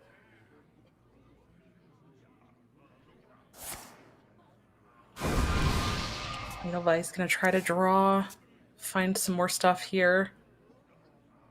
That devolving missiles might come in handy, but if Nicel gets the explosive turn that I think she might be able to, devolving missiles might not really do enough. Oh, with the lightning bloom as well. Yeah, overgrowth first, and then you can bog beam away both of the minions that are on board. I mean, I think she wants to save those for the Mount Seller. I think she wants to have an that's true. explosive Yeah, turn. yeah. Yep. And she can. She can have an extremely explosive turn next turn. Is it cold in here? Or is it just me? But Edelweiss finding the Sorcerer's Apprentice that she's kind of missing last turn and then ended up getting burned.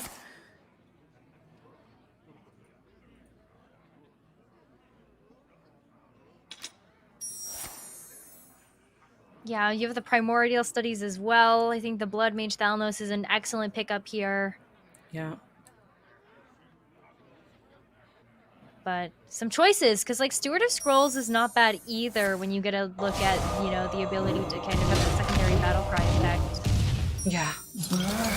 And alright, that Shinvala effect going off. Kind of going wide on board, which from Edelweiss's perspective, this looks great. But, Yeah, but wait. she's about to she's about to find out. Hold the It's not. phone. Oh, and the Iron taunts. for Grizzly. Innervade's gonna bring out. Okay. All right, a 3/4. Yeah, Bog beam away that Sorcerer's Apprentice. We don't want her around anymore. Another Iron for a Grizzly. Okay. Or just, you know, just all the taunts. Just keep going with the taunts. Might as well. And clear off some of that spell damage. Oh, and gets the rush. Griffin. Wow. No way. Yep, clear off that Yeah. Shinvala. Wow. And then she can go with the overflow next turn and just This is what I meant when I said the Druid definitely has some staying power against the Mage. It's really, really impressive when you get a chance to look at the ramp, and especially Nycil getting all of the right pieces with double overgrowth, plus the exotic Mount Seller, and just the huge explosive turn. Now Edelweiss is going to have to figure out how to deal with everything and hope that these devolving missiles hit the right places. There's one. All right, you got the two that you really want there. Yeah.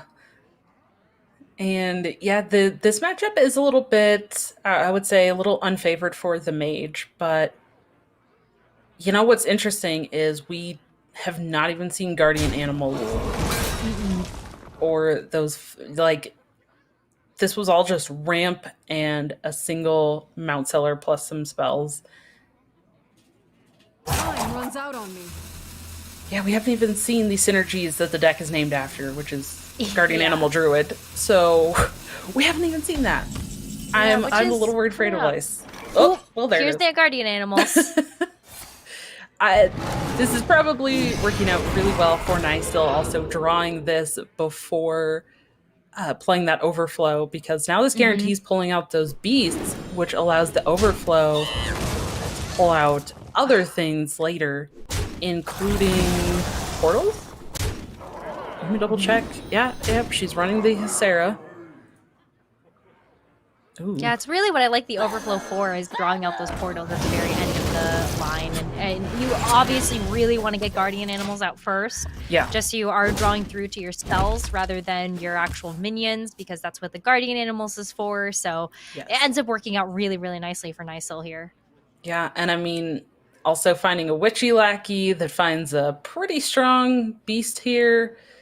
Don't really care that it's a beast, but it's a big body that, again, Edelweiss has to answer now. And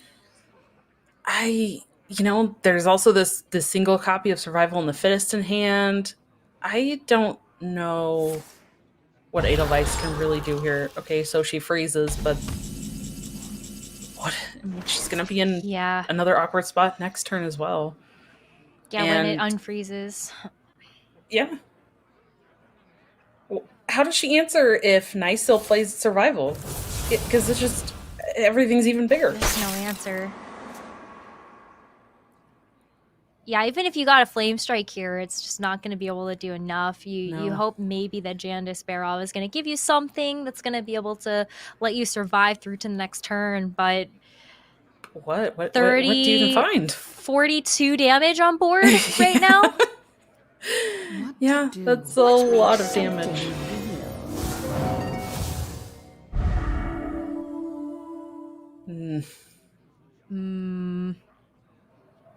Guess. It's so hard to make a choice between this, because like... I guess you pick the Crusader? No? Edelweiss decided to go for the other one instead. Alright, is able to freeze some of these large minions here, though. Try to stall yet again. But for what? I think that's the question that you've been trying to answer and ask, and like, I don't know what the answer is at this point. I think Nysel is very comfortable to just send this damage face. if You she- also like that's her broom? Yeah, she can play out the Thresher, Broom. Oh my gosh. Yeah, it's pretty good. It hit Barov. And Yeah. then just you clear both minions no matter what. I mean, there is that Oh, the Divine, Divine Shield that Shield. does make it slightly awkward. But she could rush the Broom in first, yeah, and just clear the Divine Shield. And now hit the Barov. And it doesn't matter which one is gonna die, because it all dies to this very large Thresher anyways. Yes, that's true. Wow. I mean, you can... I understand not including Survival of the Fittest in a lot of these Druid decks, but you can see why it's end up being so powerful, especially if you get the right turns at the right time with your Overgrowths and your ramp. It's so powerful. And, I do think kind of what you mentioned is kind of a nod to why Nysel only brought one. There was only the one copy of Survival in the list. Like, it's good enough to include, but two might not be what you want to be doing. Especially, she's not running the Kael'thas anymore. Yeah. She went with that Mount Seller kind of trade-off instead. And yeah, I mean, finding all of the ramp and starting with an early nature studies, and yeah, it all worked out really well for Nysel in a matchup where she's already a little favored, but it went to plan, I feel like. Mhm.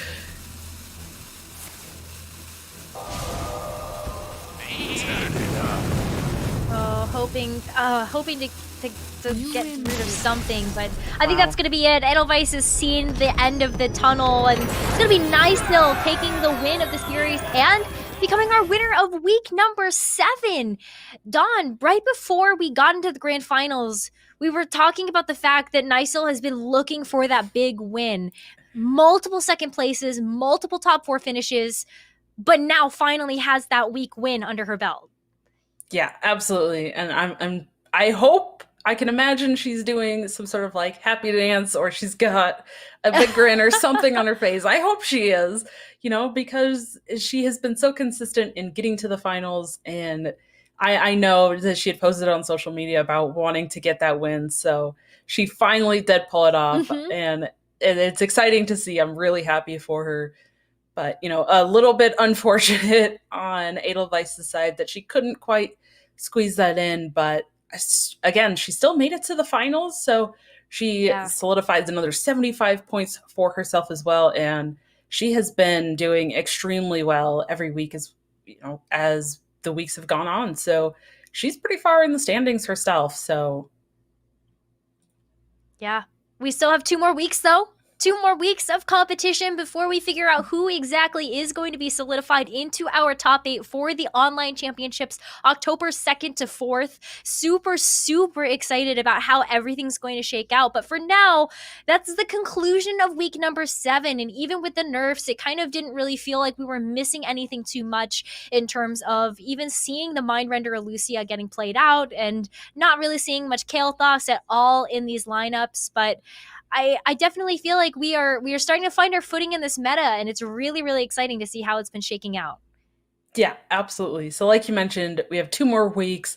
I think there are still some details being hashed out about what all we can expect for that championship. But as we get those and as things are announced, we will definitely keep everyone up to date.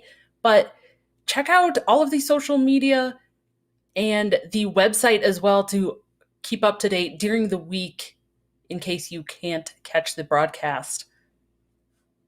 Yeah, thank you so much for everybody tuning in for this week. That's going to be it from us on the Hearthstone broadcast for the Supergirl Gamer Pro series. We're going to see you next Friday for CSGO week number 8. We'll see you then.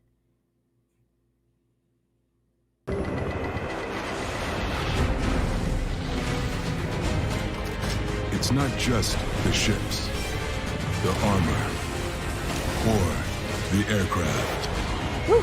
Nice job, Don. It's something more. You as well. It's the will to fight and determination to win, found inside each and every Marine that answers a nation's call. Battles won.